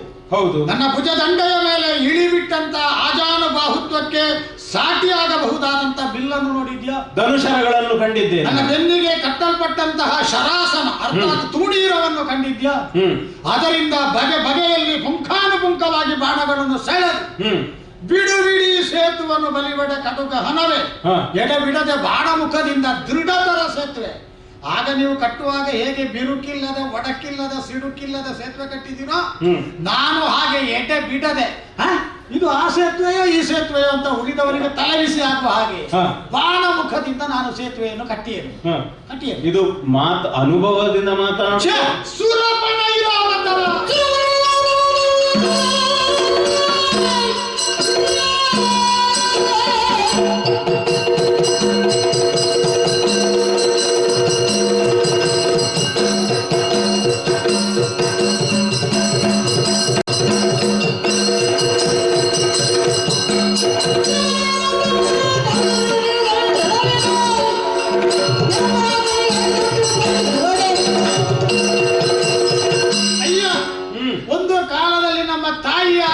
ಕುಂತಿ ಮಾತೆ ಸವತಿ ಎನ್ನುವ ಹಾಗೆ ಕರೆಯಬಹುದಾದ ಅಥವಾ ದಾಯವಾದಿ ಪಂಥಕ್ಕೆ ಒಳಗಾದಂತ ಗಾಂಧಾರಿ ಕೌರವರು ಅಂತಿದ್ದಾರೆ ನಮ್ಮಲ್ಲಿ. ದೊಡ್ಡಪ್ಪ ಚಿಕ್ಕಪ್ಪಂದಿರ ಮಕ್ಕಳು ಅಂತ ಊರವರು ಹೇಳುವುದು. ನಮಗೆ ಅವ ದೊಡ್ಡಪ್ಪ ಧೃತರಾಷ್ಟ್ರ, ಅವನ ಮಕ್ಕಳು ಕೌರವರು. ಆ ಕೌರವರು ಹುಟ್ಟುವುದಕ್ಕೆ ಕಾರಣಕರ್ತಳಾದವಳು ಗಾಂಧಾರಿ.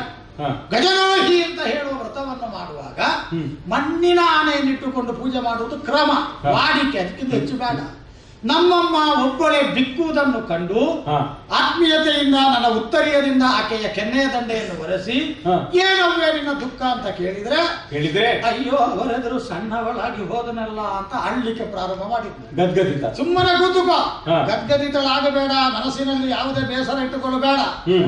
ನೀನ್ ಯಾಕೆ ಮುಲುಕುವುದು ಯಾಕೆ? ಹಾ. ನಾನಿದ್ದೇನೆ ಅಂತ ಹೇಳಿ ಆ ತಕ್ಷಣಕ್ಕೆ ಹಾ. ಎತ್ತಿದಂತ ಧನುಸ್ಸಿಗೆ ಹೂಡಿದ ಬಾಣದ ತುದಿಗೆ ಒಂದು ಪತ್ರ ಬರೆದು ಹಾ. ನೇರವಾಗಿ ಅಮರಾವತಿಗೆ ಕಳುಹಿಸಿದ. ಅಮರಾವತಿಗೆ ಹುಟ್ಟಿದ ಅಮರಾವತಿಯ ಸುಧರ್ಮ ಸಭೆಯಲ್ಲಿ ವಿರಾಜಮಾನನಾದಂತಹ ಹಾ. 33 ಕೋಟಿ ದೇವತೆಗಳಿಗೆ ನಾಯಕನಾದಂತಹ ಮಗವ ಹಾ. ಕುಳಿತಿರಬಹುದಾದಂತಹ ಸಭೆಯ ಮುಂದಿರುವ ವಜ್ರ ಕಂಬಕ್ಕೆ ಕೀಲಿಸಿ ಹೋಯಿತು.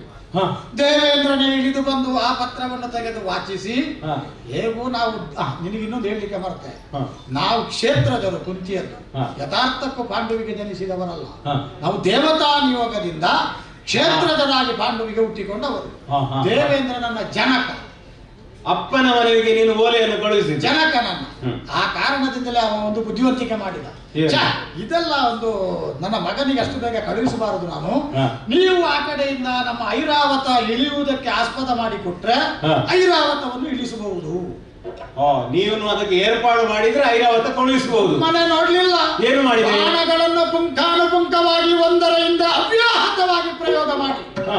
ದೇವತೆಗಳೇ ನಿಬ್ಬೆರಗಾಗುವ ಹಾಗೆ ರೋಮಾಂಚನಗೊಂಡು ಹಾ. ಹರ್ಷಾತಿರೇಕದ ಹುಯಿಲೆಬ್ಬಿಸುವ ಹಾಗೆ ಹಾ. ಅದ್ಭುತವಾದಂತಹ ಒಂದು ಮೆಟ್ಟಿಲನ್ನು ನಿರ್ಮಾಣ ಮಾಡಿದ. ಬಾಣದ ಮೆಟ್ಟಿಲು ಬಂತ ಬರುವುದೇನು, ಅಪ್ಸರಾಂಗನೆಯರು ಪಾರಿತೋಷಕಗಳ ಪೆಟ್ಟಿಗೆ ಹೊತ್ತುಕೊಂಡು ಹಾ. ಜಗ್ ಜಗ್ ಅಂತ ಅದರ ಮೇಲೆ ಜಗ್ಗಾಡದ ಹಾಗೆ ಬಂದ ಶೈಲಿ ನೋಡಬೇಕಿತ್ತು ನೀನು. ಅವ ಬಂದ ಭಾಗ್ಯ ನನಗಿಲ್ಲ ಬಿಡು. ಏನು ಮಾಡುವುದು, ನಮ್ಮಂತವರಿಗೆ ಬಿದ್ದದ್ದರಿಂದ ನಾವು ಮಾಡಿ ಪೂರೈಸಿದೆವು. ಒಳ್ಳೆಯದು. ಹಾಗಾಗಿ ಹಾ. ಸುರಪನ ಐರಾವತವ ತರಿಸಿಯೇ ನಾನು. ಹಾ. ನೀವೆಲ್ಲ ಸಣ್ಣ ಸಣ್ಣ ಮಂಗಗಳು, ನಿಮಗೆ ಕೆಲಸ ಇಲ್ಲ ಅಂತ ರಾಮದೇವರು ಒಂದು ಕೆಲಸ ಕೊಟ್ಟಿದ್ದಾನೆ. ಅಕ್ಕೋ, ಅಕ್ಕೋ, ಅಕ್ಕೋ. ನನ್ನಂತ ಘನಪರಾಕ್ರಮಿಗೆ ಇದು ದೊಡ್ಡದಲ್ಲ. ಹಾ. ಸುಮ್ಮನೆ ಕೂತುಕ ಮಂಗ. ಈಗ ನೀನು ಕಟ್ಟುದಿ ಅದನ್ನು? ಕಟ್ಟುವುದೇನು, ಹಾ. ನಾನು ಮನಸ್ಸು ಮಾಡಿದ್ರೆ ಕಟ್ಟಿ ಹೇಳಿದ. ಹೌದಾ? ಹಾ.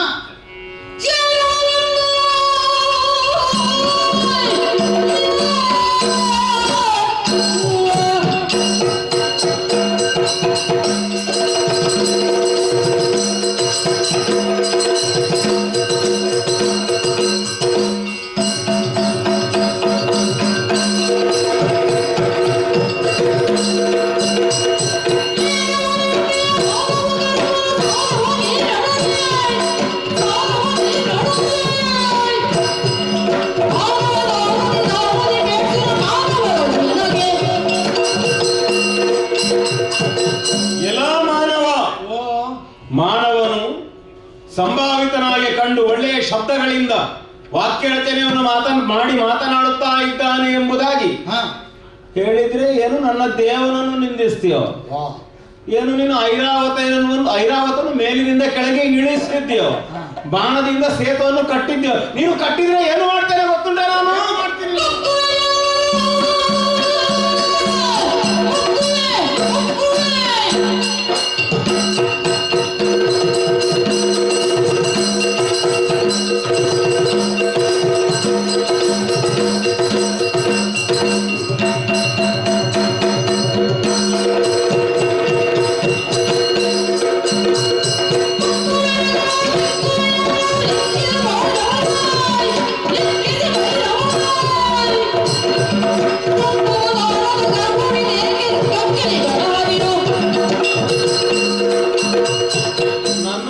ಮಂಗ ಅಂತ ಹೇಳ್ತಾ ಇದ್ದೀಯ. ದೇಹಾಕೃತಿಯನ್ನು ಮಂಗನೇ ಆಗಿದ್ದರೂ ಕೂಡ ಮಂಗ ಎಂಬುದಾಗಿ ಕ್ಲಿಷ್ಟವಾಗಿ ನೋಡಬೇಡ. ನಾನು ಮನಸ್ಸು ಮಾಡಿದೆ ಎಂದಾದರೆ ಮುಕ್ಕುವೆ ಜಗವನ್ನು, ತಿಕ್ಕುವೆ ಯಮನನು. ಕಾಣುತ್ತಾ ಇದೆಯಲ್ಲ ಲವಣಾಮುದಿ, ಮುಳುಗಿಸಿ ಎಬ್ಬಿಸಿ ಮೂಗಿನಲ್ಲಿ ನೀರು ಹಾಯಿಸೇನು ಮತ್ತೇನು? ಈಗ ತಿಕ್ಕಲಿಕ್ಕೆ, ಮುಕ್ಕಲಿಕ್ಕೆ, ಉಜ್ಜಲಿಕ್ಕೆ ರಾವಣನೂ ಅಲ್ಲ, ಲಂಕಿಣಿಯೂ ಅಲ್ಲ, ಇಂದ್ರಜಿತೂ ಅಲ್ಲ, ಕುಂಭಕರ್ಣನೂ ಅಲ್ಲ. ಅದು ಅಲ್ಲದಿದ್ದರೂ ಇಷ್ಟು ಮಾತನಾಡಿದ್ಯಲ್ಲ. ನೀನು ಮಾತಾಡಿದ್ದಕ್ಕೆಲ್ಲ ಮುಳುಗಿಸ್ಲಿಕ್ಕೆ ಹೊರಟ್ರೆ ಸಮಸ್ಯೆ ಬರ್ತದೆ, ನಿನ್ನ ಬಗ್ಗೆ ಅಪಪ್ರಚಾರ ಆಗ್ತದೆ. ಏನಂತ? ಅವನ ದೇವರ ಹೆಸರು ಹೇಳಿದ್ರೆ ಅವನು ಮುಳುಗಿಸ್ತಾನೆ ಅಂತ ಹಾಗಾಗಬಾರ್ದು. ದೇವರ ಹೆಸರಲ್ಲ, ನೀನು ಸಂವಾದಕ್ಕೆ ಸಿದ್ಧನಾಗಬೇಕು. ಈಗ ಒಂದು ಕೆಲಸ ಮಾಡು. ಏನು? ಈಗ ನಾನು ಕ್ರೂರಿಯಾಗಿದ್ರೆ, ರಾಕ್ಷಸರಾಗಿದ್ರೆ ನೀನು ಅದನ್ನು ಮಾಡಬಹುದು. ಈಗ ನಾನು ಬಾಣ ಮುಖದಿಂದ ಕಟ್ಟಿದ್ರೆ ಅಂತ ಮಾಡ್ತೀನಿ. ಕಟ್ಟುತ್ತೇನೆ. ಹೌದು, ಕಟ್ಟುತ್ತೀಯ.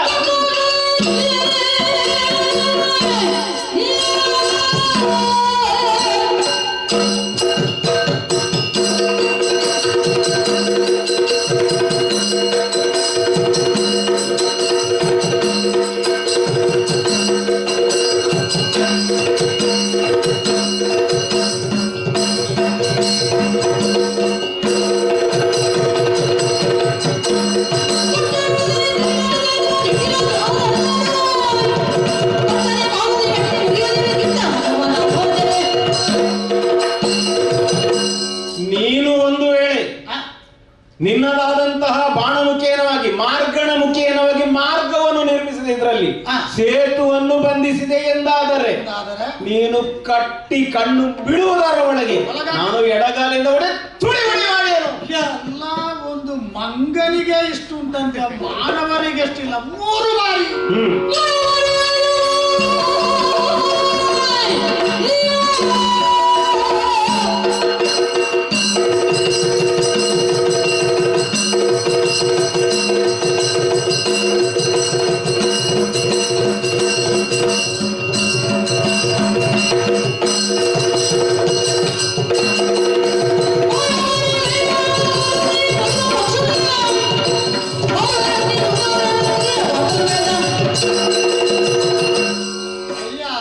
ಏನು ಇಲ್ಲಿಯವರೆಗೆ ಪ್ರಸಂಗ ಚಂದ ಹೋಗಿ ಇನ್ನೊಮ್ಮೆ ವಿಷಮಕ್ಕೆ ಹೋಯಿತು ಅಂತ ಬೇಡ.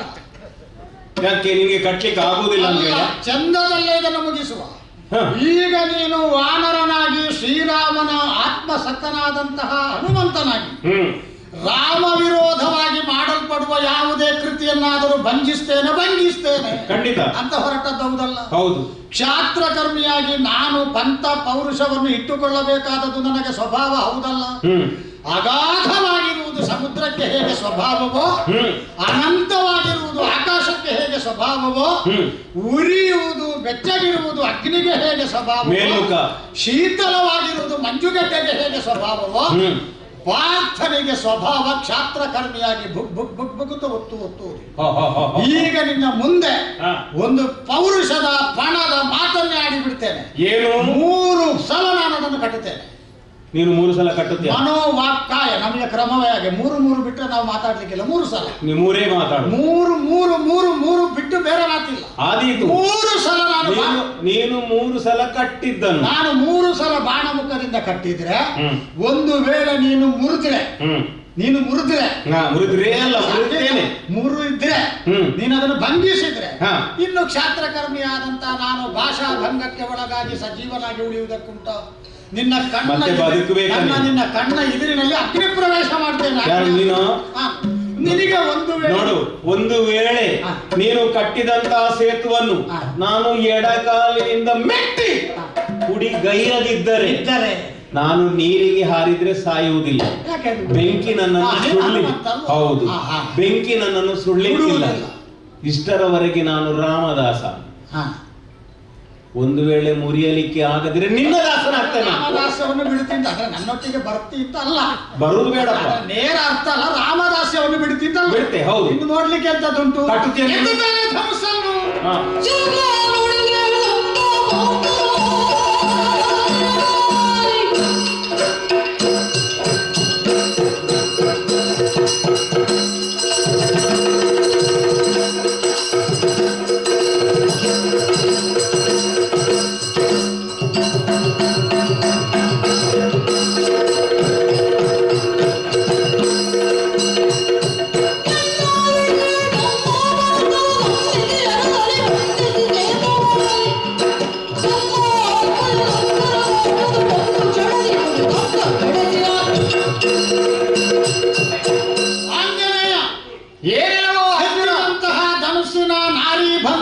ಶಿಥಿಲವಾಗದ ಹಾಗೆ ಮತ್ತೆ ಗಟ್ಟಿ ಮಾಡಿ ನನ್ನ ಅದ್ಭುತವಾದಂತಹ ಈ ತೂಣೀರದಿಂದ ತೆಗೆಯಲ್ಪಟ್ಟಂತಹ ಬಾಣಗಳನ್ನು ಒಂದೊಂದಾಗಿ ಅಕ್ಷಯ ಮಾಡಿ ಪ್ರಯೋಗಿಸಿ ಕಟ್ಟಿದ್ದೇನೆ. ಸೇತುವೆ ಮುರಿ ನೋಡು. ನೀನು ಪ್ರಯೋಗಿಸಿ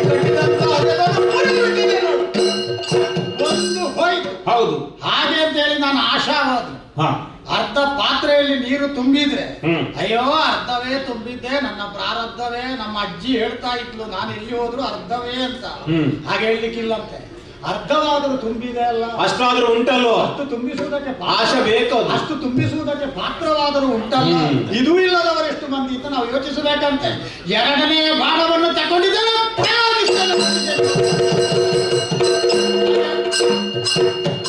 ಒಂದು ಮುರಿದು ಸುಮ್ಮನಿರುವವನಲ್ಲ ಮತ್ತೆ ಅವನು ನಾನು. ಆಶಾವಾದಿಯೇ. ನೀನು ಕಟ್ಟಿದಂತ ಸೇತುವನ್ನು ಮುರಿಲಿಕ್ಕಿದ್ದೇನೆ. ನಿರ್ಣಾಯಕವಾದ ಮೂರನೇ ಹಂತಕ್ಕೆ ಬಂದಿದ್ದೇನೆ.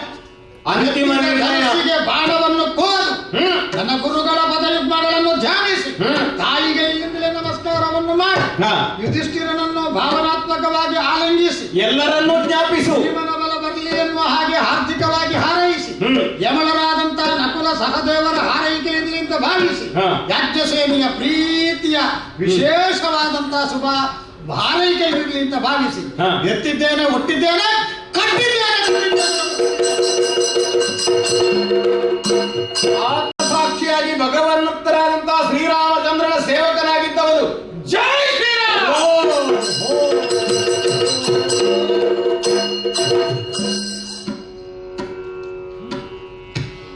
ಎಲೆ ಮಾನವನಿ ಸಲೆ ಕೈ ಜಳಕಡಿ ಬಲಿದಿಹತೆ ಏನಾಯ್ತು? ಬಲಿದಿಹತೆ ತುಮದೇನಾಯ್ತು?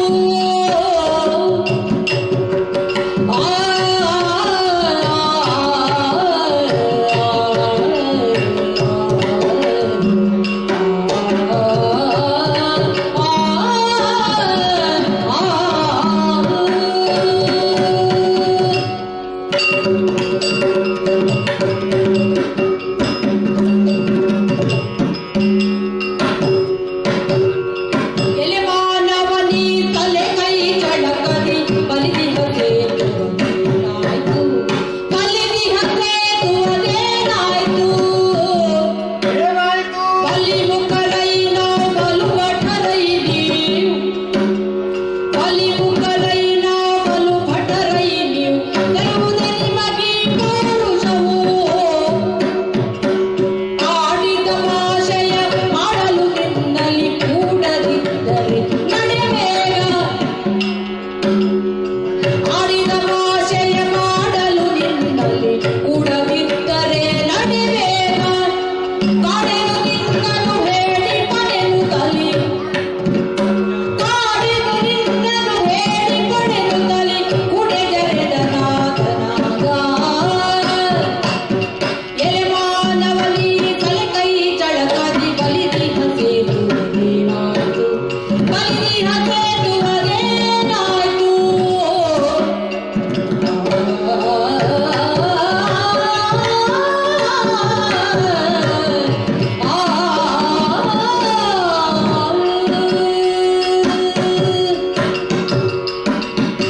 ಈ ಮಾನವರ ಬುದ್ಧಿಯೇ ಹೀಗೆ. ಇಲ್ಲ ಸಲ್ಲದವರನ್ನು ಹೋಗಿ ಕೆಣಕುವುದು, ಅವರಲ್ಲಿ ನಾನು ಹೀಗೆ ಇದ್ದೇನಂತ ಹೇಳುವುದು, ಮತ್ತೆ ಮುಖಭಂಗ ಮಾಡಿಕೊಂಡು ತಲೆ ಕೆಳಗಾಗಿ ಕೂತ್ಕೊಳ್ಳುವುದು, ಮತ್ತೆ ಕ್ಷಮಿಸು ಅಂತ ಹೇಳುವುದು. ಅಯ್ಯೋ, ಏನು ಕುಂತಿಯ ಮಗನಂತೆ ಐರಾವತವನ್ನು ಕೆಳಗೆ ಇಳಿಸಿದ್ದನಂತೆ ಇಂದ್ರನಿಗೆ ಪತ್ರ ಬರೆದಿದ್ದಂತೆ. ಅಂತಹ ಸವ್ಯಸಾಚಿ ಎಂದು ಹೆಸರು ಪಡೆದವನು ನೀನು ಎಂಬುದಾಗಿ ಹೇಳ್ತಾ ಇದ್ದ. ಮನೆಯ ಕುಟುಂಬದ ಸಂಸಾರದ ಹಿರಿಯರ ಎಲ್ಲರ ಹೆಸರನ್ನು ತೆಗೆದು ಅವರ ಆಶೀರ್ವಾದವನ್ನು ಪಡೆದು ಕಟ್ಟಿದಂತಹ ಸೇತುವನ್ನು ನಾನು ಮುರಿದಿದ್ದೇನೆ. ಎಲೆ ಮಾನವ, ನಿನ್ನ ಕೈ ಸೆಳೆ, ಕೈ ಚಳಕ, ಎಡಬಲ ಕರಗಳಿಂದ ಏಕಕಾಲದಲ್ಲಿ ಬಾಣವನ್ನು ಪ್ರಯೋಗಿಸಬಲ್ಲಂತಹ ನಾನು ಎಂಬುದಾಗಿ ಹೇಳಿದ್ದೆ. ಮತ್ತೆ ಭೂ ವ್ಯೂಮ ಪಾತಾಳ ನಿಭವದಲ್ಲಿ ಕೀರ್ತಿ ಎತ್ತಿದ್ದೇನೆ ಅದೆಲ್ಲ ಹೇಳಿದ್ಯಾ. ಕೃಪಾಚಾರ್ಯದಿಂದ ತಿಳಿದಿದ್ದೇನೆ ಎಂಬುದಾಗಿ ಹೇಳಿದ್ದೆ. ಅದೆಲ್ಲ ಏನಾಯ್ತು? ಸೆಲೆ ಪರಾಕ್ರಮವು ನೆರೆಯಲ್ಲಿ ಹೋಯ್ತೋ? ಅವನು ಯಾಕೆ ಕಟ್ಟಬೇಕು? ಅಗತ್ಯ ಉಂಟ ಕಲ್ಮರಗಳನ್ನು ಹೊತ್ತುವುದು ಎಂಬುದಾಗಿ. ಮತ್ತೆ ನಿನ್ನಂತ ಈ ಜುಣುಗು ಸೇತುವೆಯನ್ನು ಕಟ್ಟಿದ್ರೆ ನಮ್ಮ ಈ ವಾನರ ಸೇನೆಯೋ ಅಥವಾ ಶ್ರೀರಾಮಚಂದ್ರವನ್ನು ನಡೆದುಕೊಂಡು ಹೋಗುವುದಕ್ಕೆ ಸಾಧ್ಯ ಉಂಟ?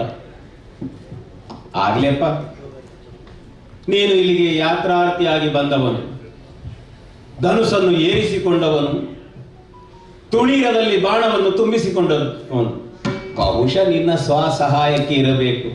ಕಳ್ಳರೋ ಕಾಕರೋ ಬಂದ್ರೆ ಅವರನ್ನು ಹೊಡೆದೋಡಿಸುವ ಅಥವಾ ನನ್ನನ್ನು ಕಂಡು ನಾನು ಒಬ್ಬ ಕ್ಷಾತ್ರಜ ಎಂಬುದಾಗಿ ತಿಳಿದುಕೊಳ್ಳಲಿ ಎಂಬುದಾಗಿ, ನಾನು ಇಂತಹವನು, ಇಂತಹ ಕುಲಜನು ಎಂಬುದಾಗಿ ಬೊಬ್ಬಿರಿಯುವುದಕ್ಕಾಗಿರಬೇಕದು. ಇಲ್ಲದಿದ್ದರೆ ಇಂಥ ಕ್ಷೇತ್ರದಲ್ಲಿ ಬಂದು ನೀನು ನಿನ್ನ ಮುಖಭಂಗವನ್ನು ಮಾಡಿಕೊಂಡಿಯಲ್ಲ. ಈಗ ನೀನು ಹೇಳಿದ ಹಾಗೆ ಅಗ್ನಿಗೆ ಹಾರುತ್ತಿ, ಅಗತ್ಯ ಇಲ್ಲ. ನೀನು ನಾನು ಮಾಡಿಕೊಂಡಂತಹ ಕಾರ್ಯವನ್ನು ಯಾರೂ ನೋಡಲಿಲ್ಲ. ನಿನಗೆ ಅದನ್ನು ಪೂರೈಸಬೇಕು ಎನ್ನುವಂತ ಇಚ್ಛೆ ಇದ್ರೂ ಕೂಡ ನಾನು ಬೇಡ ಎಂಬುದಾಗಿ ಹೇಳುವ. ಯಾವ ತಾಯಿಯ ಮಗನೋ, ಯಾವ ಹೆಂಡತಿಯ ಗಂಡನೋ, ಎಷ್ಟು ಮಕ್ಕಳ ಅಪ್ಪನೋ ನನ್ನಿಂದಾಗಿ ಸತ್ತು ಅವರಲ್ಲಿ ಬೀಳಿನಲ್ಲಿ ಉಪವಾಸ ಬೀಳುವಂತಹ ಪರಿಸ್ಥಿತಿ ಬರಬೇಕು. ನನ್ನ ಗಂಡ ಅಷ್ಟು ದೂರ ಹೋಗಿದ್ದಾನೆ, ಅಲ್ಲಿ ಹೋದವನು ಹೀಗಾದ ಅಂತ ಹೇಳೋದು ಬೇಡ. ಬಂದವನು ಸುಕ್ಷೇಮವಾಗಿ ಹಿಂದೆ ಹೋದರೆ ಸಾಕು. ನಿನ್ನ ಗುರುಗಳನ್ನು, ಹಿರಿಯರನ್ನು, ಯಾರನ್ನು ಜ್ಞಾಪಿಸ್ಲಿಕ್ಕೆ ಉಂಟು, ಜ್ಞಾಪಿಸಿ ಹೊರಟು ಹೋಗಯ್ಯ ನೀನು.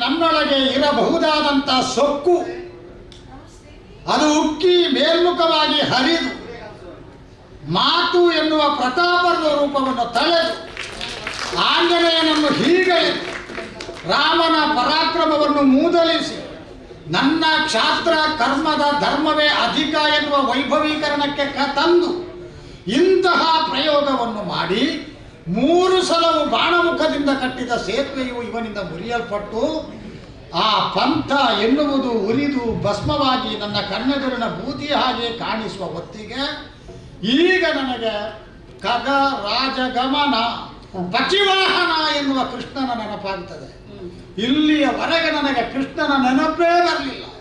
ಆ ಪುಣ್ಯಾತ್ಮ ಅಷ್ಟೂ ಸಲ ಸೇತುವೆಯನ್ನು ಮುರಿಯುವಾಗಲೂ ಜೈ ಶ್ರೀರಾಮ ಅಂತ ಹೇಳುವುದು ಕೇಳ್ತಾ ಇತ್ತು.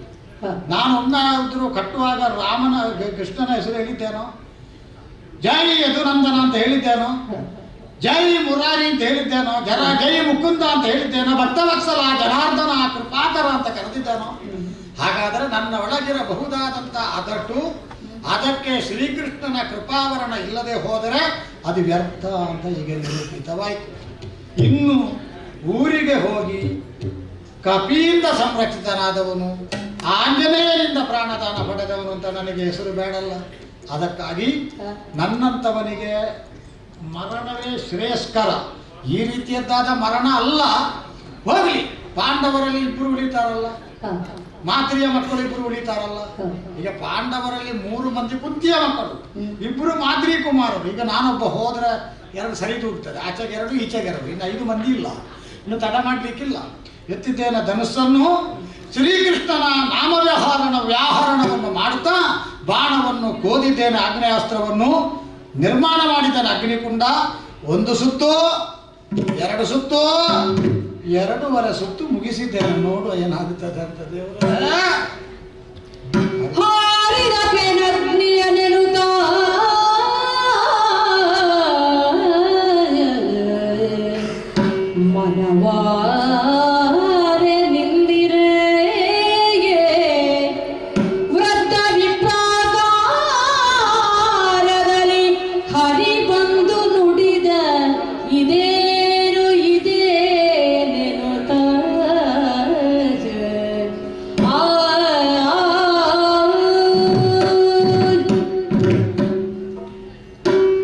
ಆಂಜನೇಯ ಹಾಗೂ ಅರ್ಜುನರ ನಡುವೆ ವಾದ ಉಂಟಾಗಿ ಅದು ವಿವಾದಕ್ಕೆ ತಿರುಗಿ ಪಂಥ ಏರ್ಪಟ್ಟು ಪಣವನ್ನೇ ಒಡ್ಡಿ ಪರಿಣಾಮ ಅರ್ಜುನ ಅಗ್ನಿಗುಂಡಕ್ಕೆ ಪ್ರದಕ್ಷಿಣೆ ಬರುವಲ್ಲಿವರೆಗೆ ಮುಂದುವರಿದು ಹೋಯಿತು. ಹೇಳಿ ಕೇಳಿ ಉಭಯರೂ ನನ್ನ ಭಕ್ತರೇ ಆಗಿದ್ದಾರೆ. ಇವರ ನಡುವೆ ಉಂಟಾದಂತಹ ಈ ಕಹಿ ಭಾವವನ್ನು ಹೋಗಲಾಡಿಸಿ ಉಭಯರು ಸವಿಭಾವವನ್ನು ಉಂಟು ಮಾಡುವ ನನ್ನ ಒಂದು ಉದ್ದೇಶದ ಒಂದಿಗೆ ಇನ್ನೊಂದು ಮುಖ್ಯ ಉದ್ದೇಶ ಉಂಟು. ಇಬ್ಬರೂ ಭಕ್ತರಾದರೂ ಕೂಡ ಇಬ್ಬರಲ್ಲಿಯೂ ನಾನು ಸಮಾನ ದೋಷವನ್ನು ಕಾಣ್ತಾ ಇದ್ದೇನೆ. ಅರ್ಜುನ ಹಾಗೂ ಆಂಜನೇಯರು ವಿದ್ಯಾವಂತರೂ ಹೌದು, ಬುದ್ಧಿವಂತರೂ ಹೌದು, ಪ್ರಾಜ್ಞರೂ ಹೌದು, ಸದ್ಗುಣವಂತರೂ ಹೌದು, ಪರಾಕ್ರಮಿಗಳೂ ಹೌದು ಎನ್ನುವ ನೆಲೆಯಲ್ಲಿ ದೇವರಿಗೆ ಬಹಳ ಪ್ರಿಯರಾದವರು, ದೇವರಿಗೆ ಹತ್ತಿರವಾದವರು. ಆದರೆ ದೋಷ ಏನು ಅಂತ ಹೇಳಿದ್ರೆ, ಅವರು ತಮ್ಮನ್ನು ತಾವು ಎಷ್ಟು ತಿಳಿದುಕೊಂಡಿದ್ದಾರೋ ಅಷ್ಟು ಮುಂದೆ ಇದ್ದವನನ್ನು ತಿಳಿದುಕೊಳ್ಳುವುದಕ್ಕೆ ಪ್ರಯತ್ನವನ್ನೇ ಮಾಡಲಿಲ್ಲ. ಈ ಪ್ರಪಂಚದಲ್ಲಿ ಮನುಷ್ಯ ವರ್ಗದಲ್ಲಿ ನಾವು ಕಾಣುತ್ತಿರುವಂತಹ ದೊಡ್ಡ ದೋಷವೇ ಇದು. ಆಯುಷ್ಯದಲ್ಲಿ ಬಹುಪಾಲು ಇನ್ನೊಬ್ಬರನ್ನು ವಿಮರ್ಶಿಸುವುದಕ್ಕೆ, ಟೀಕಿಸುವುದಕ್ಕೆ ವ್ಯಯಿಸುತ್ತಾರೆ. ತಮ್ಮನ್ನು ತಾವು ವಿಮರ್ಶಿಸಿಕೊಳ್ಳುವುದಕ್ಕೆ, ಟೀಕಿಸುವುದಕ್ಕೆ ಕಿಂಚಿತ್ ಅವಧಿಯನ್ನಿಡುತ್ತಾರೆ. ಅದೇ ತನ್ನನ್ನು ತಾನು ಹೊಗಳಿಕೊಳ್ಳುವುದಕ್ಕೆ, ತನ್ನ ಹಿರಿಮೆಯನ್ನು ಹೆಚ್ಚಿಸಿಕೊಳ್ಳುವುದಕ್ಕೆ ಆಯುಷ್ಯದ ಬಹುಪಾಲು ವ್ಯಯಿಸುತ್ತಾರೆ. ಇನ್ನೊಬ್ಬನ ಹಿರಿಮೆಯನ್ನು ಗುರುತಿಸಿಕೊಳ್ಳುವಲ್ಲಿ ಸೋಲ್ತಾರೆ. ಇಬ್ಬರಲ್ಲಿ ಉಂಟಾದಂತಹ ದೋಷವೇ ಅದು. ಒಬ್ಬನು ಇನ್ನೊಬ್ಬನನ್ನು ಅರ್ಥ ಮಾಡಿಕೊಳ್ಳಲಿಲ್ಲ. ಆದ್ದರಿಂದ ಅರ್ಜುನನ ದೋಷಕ್ಕೆ ಈಗಾಗಲೇ ಪರಿಹಾರದ ರೂಪದಲ್ಲಿ ಒಂದು ಘಟನೆ ನಡೆದು ಹೋಯಿತು. 2 ಸುತ್ತು ಬಂದಿದ್ದಾನೆ. ಹಾಗಿದ್ರೆ ತಾನು ಏನು ಅಂತ ಹೇಳಿ ತಿಳಿದುಕೊಳ್ಳುವಲ್ಲಿ ಸಫಲನಾಗಿದ್ದಾನೆ. ಇನ್ನೊಬ್ಬನ ಬಗ್ಗೆ ತಿಳಿದುಕೊಳ್ಳಬೇಕು ಎನ್ನುವಂತಹ ಒಂದು ಉತ್ಕಟವಾದಂತಹ ಅಭಿಲಾಷೆ ಅವನ ಅಂತರಂಗದಲ್ಲಿ ಮೂಡಿ ಬಂದಿದೆ. ಈಚೆ ಇದ್ದವನಲ್ಲಿ ಆ ಘಟನೆ ಇನ್ನೂ ನಡೆಯಬೇಕಾದ ಕಾರಣ, ಅಲ್ಲಿಗೆ ಹೋಗಬೇಕಾದದ್ದು ಅನಿವಾರ್ಯ. ಈ ರೂಪದಿಂದ ಹೋಗುವುದಲ್ಲ. ಒಬ್ಬ ವೃತ್ತ ವಿಪ್ರನಾಗಿ ಹೋಗಿ ಏನೂ ತಿಳಿಯದವನ ಹಾಗೆ ನಟಿಸಿ ಈ ಒಂದು ಘಟನೆಗೆ ಹೊಸ ರೂಪವನ್ನು ಕೊಟ್ಟು ಇವರಲ್ಲಿ ಸತ್ಯಧನವನ್ನು ಮೂಡಿಸಬೇಕಾಗಿದೆ. ಆದ್ದರಿಂದ ಸ್ವಾಮಿ, ಅತ್ರಿಕುಲೋತ್ಪನ್ನ ನಿಲ್ಲು. ಅತ್ರಿಕುಲೋತ್ಪನ್ನ ಚಂದ್ರವಂಶೀಯ ಅರ್ಜುನ ನಾಮಕರಣ. ನಮಸ್ಕಾರ ಮಾಡ್ತಾ ಇದ್ದೇನೆ. ಶುಭವಾಗಲಿ. ಪ್ರದಕ್ಷಿಣೆ ಬರ್ತಾ ಇರುವುದನ್ನು ದೂರದಲ್ಲಿ ನೋಡಿದೆ ನಾನು. ನೀವು ಇಷ್ಟು ಪ್ರಾಯ ಆದ್ರೂ ನಿಮ್ಮ ದೃಷ್ಟಿ ಶುದ್ಧ ಉಂಟು. ಶುದ್ಧ ಉಂಟು. ಹತ್ತಿರ ಬರುವಾಗ ಆ ಅಗ್ನಿಗುಂಡದ ಸುತ್ತ ಬೇರೆ ಯಾರು ಪುರೋಹಿತರು ಕಾಣುವುದಿಲ್ಲ. ಇಲ್ಲಪ್ಪ, ಇಲ್ಲದಿದ್ದರೆ ಪೂಜೆ ಮಾಡಿದ ಮೇಲೆ, ಪುರೋಹಿತರ ಹತ್ತಿರ ಇರುವ ಅಗ್ನಿಯೇ ಅಲ್ಲ ಇದು. ಪುರೋಹಿತರು ಪೂಜೆ ಮಾಡಿದ ಮೇಲೆ ನೀನು ಪೂಜೆ ಮಾಡಿಸಿದವರಿಗೆ ಕೊನೆಗೆ ಹೇಳುವುದುಂಟಲ್ಲ, ಪ್ರದಕ್ಷಿಣೆ 3 ಸುತ್ತು ಬಂದು ಅಡ್ಡಬಿದ್ದು ಎದ್ದುಕೊಂಡು ಪ್ರಸಾದ ಇಟ್ಕೊಂಡು ಹೋಗಿ ಅಂತ ಹೇಳಿ ಅಂತ ದೃಶ್ಯ ಕಾಣುವುದಿಲ್ಲ. ಅದಕ್ಕೆ ಸಂಬಂಧಪಟ್ಟ ಅಗ್ನಿಯೇ ಅಲ್ಲ. ಅಲ್ಲವೇ ಅಲ್ಲ. 2 ಸುತ್ತು ಬಂದಿದ್ದಿ, ಇನ್ನು ಅರ್ಧ ಸುತ್ತು ಮಾತ್ರ ಕಡಿಮೆ ನನಗೆ. ಆಗ ನಾನು ತಿಳಿದುಕೊಂಡೆ ಇನ್ನೇನು ನೀನು ಹಾರ್ತಿ ಅಲ್ಲ. ಅದು ಅಲ್ಲ, ಅದಕ್ಕಿಂತ ದೊಡ್ಡ ವಿಸ್ಮಯ ಏನು ಗೊತ್ತುಂಟ? ಯಾವುದು? ಪ್ರಜ್ವಲನವಾಗಿ ಉರಿಯುತ್ತಾ ಉಂಟು ಅಗ್ನಿ. ನೀನು ಸುತ್ತು ಬರ್ತಾ ಇದ್ದಿ. ಹಾರುವ ಉದ್ದೇಶ ಈಚೆಗಿದ್ದವ ತನಗೆ ಸಂಬಂಧವೇ ಇಲ್ಲ ಅಂತ ಹೇಳಿ ನಿಂತಿದ್ದಾನಲ್ಲ, ಅವನನ್ನು ನೋಡಿದಿರ ನೀವು? ಬ್ಯಾಕ್ ಯಾರಾದರೂ ಹಾರಬೇಡ ಪುಣ್ಯಾತ್ಮ. ದೇವರು ಕೊಟ್ಟ ಆಯುಷ್ಯವನ್ನು ಹೀಗೆ ಕಳೆದುಕೊಳ್ಬೇಡ. 4 ದಿವಸ ಬದುಕು ಅಂತ ಹೇಳುವುದಿಲ್ವ? ಇವ ಸುಮ್ಮನಿದ್ದಾನೆ. ಆಗ ನನ್ನಲ್ಲಿ ಕುತೂಹಲ ಉಂಟಾದ. ಏನಿದು ನಿಮ್ಮಲ್ಲಿ ಸಂವಾದ? ನಾನು ಹೀಗೆ ಸಂವಾದ ಏನು ಅಂತ ಪ್ರಶ್ನಿಸುವುದು. ನಿಮ್ಮೊಳಗೆ ಏನಾದ್ರೂ ಘಟನೆ ನಡೆಯಿತಾ? ಅದಕ್ಕೆ ಒಬ್ಬರಿಗೊಬ್ಬರು ಏನೂ ಸಂಬಂಧ ಇಲ್ಲದೆ ನೀನೇ ಬೇರೆ ಏನಾದ್ರೂ ಘಟನೆಗೆ ಸಂಬಂಧಪಟ್ಟು, ಕೆಲವರೆಲ್ಲ ಹೇಳ್ತಾರೆ ಸತ್ತರೆ ಪವಿತ್ರ ಕ್ಷೇತ್ರದಲ್ಲಿ ಹೋಗಿ ಸತ್ತರೆ ಸ್ವರ್ಗ ಸಿಗ್ತದಂತ ಹೇಳಿ, ಹಾಗೆ ಏನಾದ್ರೂ ಇಲ್ಲಿಗೆ ಬಂದು ಜೀವ ಬಿಡುವ ಅಂದಾಜು ಮಾಡಿದ್ದೇನೆ. ಹಾಗೆ ನಾನು ಕೇಳುದು ಏನು ಸಂವಾದ? ನೀವು ಕೇಳಿದ ಮೇಲೆ ನಾನು ಹೇಳಿಬಿಡ್ತೇನೆ.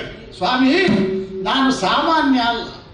ಮೊದಲೇ ನಿಮಗೆ ಹೇಳಿದ್ದೇನೆ, ಚಂದ್ರವಂಶಿಯನಿದ್ದೇನೆ, ಅತ್ರಿಕುಲೋತ್ಪನ್ನನಿದ್ದೇನೆ, 5 ಮಂದಿ ಪಾಂಡವರಲ್ಲಿ ಮಧ್ಯಮ ಪಾಂಡವನಿದ್ದೇನೆ.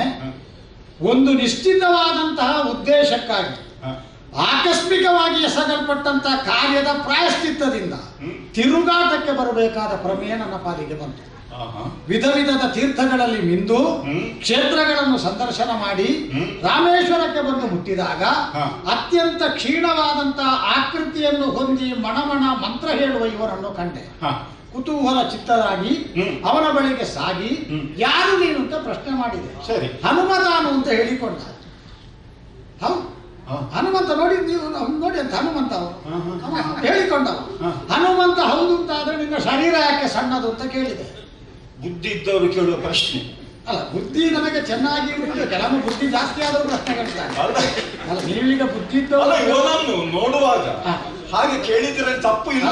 ಈಗ ಅವ ದೊಡ್ಡದಾಗಿದ್ದಾನೆ, ಆಗ ಅವ ಸಣಕಲು ಗಡ್ಡಿ ಹಾಗೆ ಇದ್ದ. ನೀನ್ ಹೇಳಿದ್ಯಲ್ಲ ಹಾಗೆ ಅವ ಯಾವಾಗ ದೊಡ್ಡದಾದ ಅಂತ ಮತ್ತೆ ಕಥೆಯ ಮಧ್ಯದಲ್ಲಿ ಹೇಳ್ತೇನೆ. ಈಗ ಇದ್ದಾನಲ್ಲ, ಇದಕ್ಕಿದ್ರು ಸಣ್ಣದಿದ್ದವ, ಆಗ ಈಗ ಹೇಗಾದ ಅಂತ ಕೇಳ್ತೀರಾ? ಅದಕ್ಕೆ ಮಧ್ಯದಲ್ಲಿ ಹೇಳ್ತೇನೆ ನಾನು.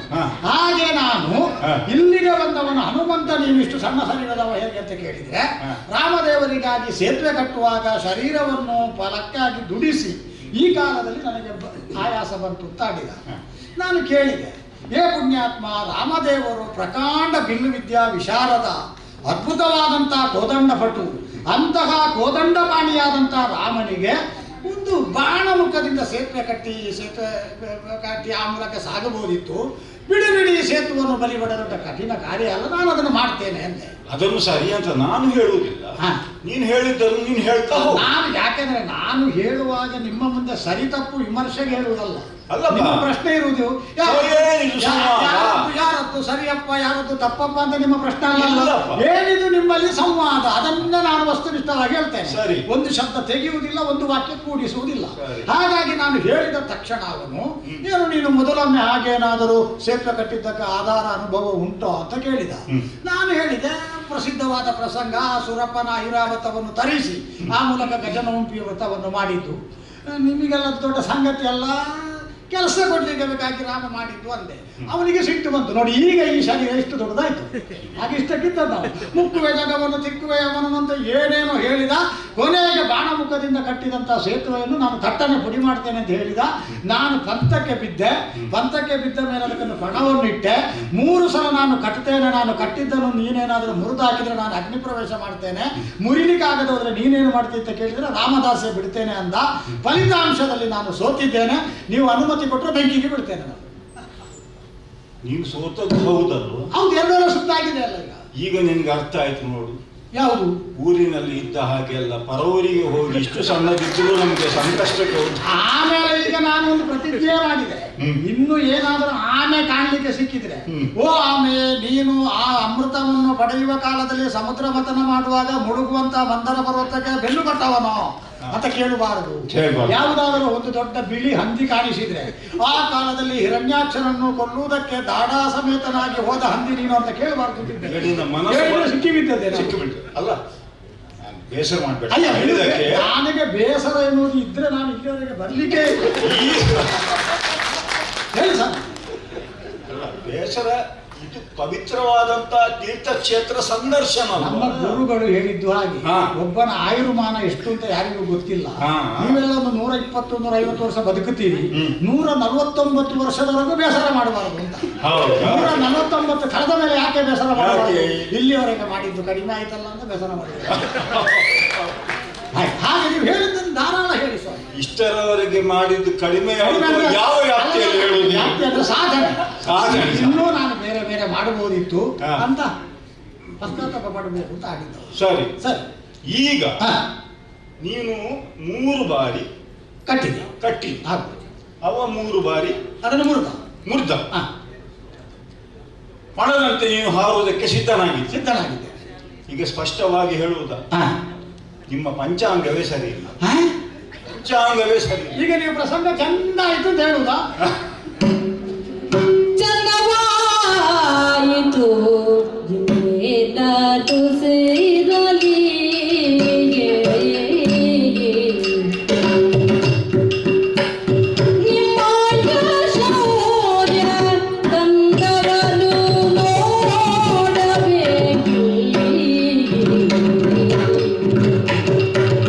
ಬಂಧಿಸಿದೆ ಕಡಮೂವೆ ಶರ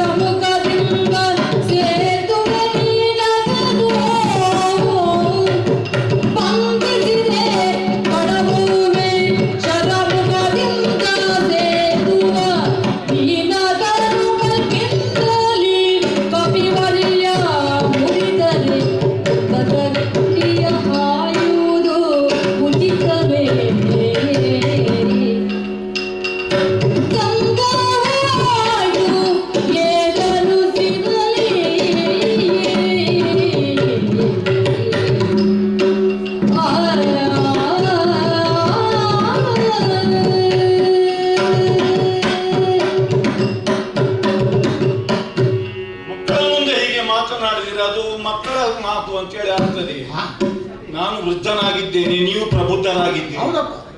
ಆದ್ದರಿಂದ ನಾನು ಸ್ಪಷ್ಟವಾಗಿ ಹೇಳ್ತೇನೆ, ಏನು ಸ್ವಾಮಿ ನಿಮ್ಮ ಪಂಚಾಂಗ ಸರಿ ಇಲ್ಲ ಅಂತ ಹೇಳುವುದಕ್ಕೆ ಕಾರಣ ಬೇರೆ ಏನು ಅಲ್ಲ. ಪಂಚಾಂಗ ಅಂದ್ರೆ 5 ಅಂಗವೇ. ಹೌದು. ಯಾವುದೆಲ್ಲ ಉಂಟು ಯಾವುದೆಲ್ಲ ಈ ಇಲ್ಲ. ಪ್ರದೇಶದಲ್ಲಿ ಹಾ. ವಾದಿ ಪ್ರತಿವಾದಿ ನೀವು ಇಬ್ಬರು ಇದ್ದೀರಿ. ಇಬ್ಬರಿದ್ದಾರೆ. ಪಂಥಪಣ 2 ಉಂಟು. ಉಂಟು. ಹಾ. ಮುಖ್ಯವಾದ ಅಂಗ ಸಾಕ್ಷಿ ಇಲ್ಲ. 5ನೇದು ಬೇಕೇವೆ. ಈಗ ನಿಮ್ಮಿಬ್ಬರನ್ನು ಬಿಟ್ಟು 3ನೇ ಒಬ್ಬ ವ್ಯಕ್ತಿ ಇಲ್ಲಿ ಕಾಣ್ತಾನ? ಹೌದು, ಇವ ಭಾಷೆ ಮಾಡಿ ಹಾಕಿದ್ದು ಹೌದು. ಅಂದ್ರೆ ನಾನು ಅದನ್ನು ಕಟ್ಟುವಾಗ ಮತ್ತು ಅವನು ಮುರಿಯುವಾಗ ನೋಡಿದ ಮಾನವನು ಅದಾರು ಅಂತ ನಿಮ್ಮ ಪ್ರಶ್ನೆ. ಯಾರಿದ? ಈಗ ನಾನು ಕಟ್ಟುವಾಗ ನೋಡಿದ ಮಾನವ ಇಲ್ಲ, ಅವ ಮಂಗ ಮಾತ್ರ ನೋಡಿದ್ದು. ಮಂಗ ಮುರಿಯುವಾಗ ಮನುಷ್ಯನಾದ ನಾನು ನೋಡಿದ್ದೇನೆ. ಆಗುದಿಲ್ಲಲ್ಲ. ಯಾಕಂತ ಹೇಳಿದ್ರೆ ವಾದಿ ಮತ್ತು ಪ್ರತಿವಾದಿ ನೀವು ಇಬ್ಬರೇ ಆದ ಕಾರಣ 3ನೇ ವ್ಯಕ್ತಿ ಇಲ್ಲ. ಸರಿ ಸರಿ. ಆದ್ದರಿಂದ ಸಾಕ್ಷಿ ಇಲ್ಲದೆ ನ್ಯಾಯಾಧೀಶನು ತೀರ್ಮಾನ ಕೊಡುವುದಕ್ಕೆ ಆಗುವುದಿಲ್ಲ. ಈಗ ನಮ್ಮ ಪ್ರಕರಣ 3 ಸಲ ಆಯಿತು, ನಾನು ಬೆಂಕಿಗೆ ಬೀಳ್ಲಿಕ್ಕೂ ಸಿದ್ಧನಾದೆ. ಮುಂದಿನ ಜನ್ಮದಲ್ಲಿ ಏನಾದರೂ ಸುಧಾರಿಸಬಹುದಾ? ಮತ್ತೆ ಈ ಜನ್ಮದಲ್ಲಿಯೇ ನೀನು ಬೇಕಾದಷ್ಟು ಮಾಡ್ಲಿಕ್ಕೆ ಉಂಟಲ್ಲ ಇನ್ನು. ಅದು ಉಂಟು. ಈ 3 ಸಲದ ಫನ ಆಗಿದೆ.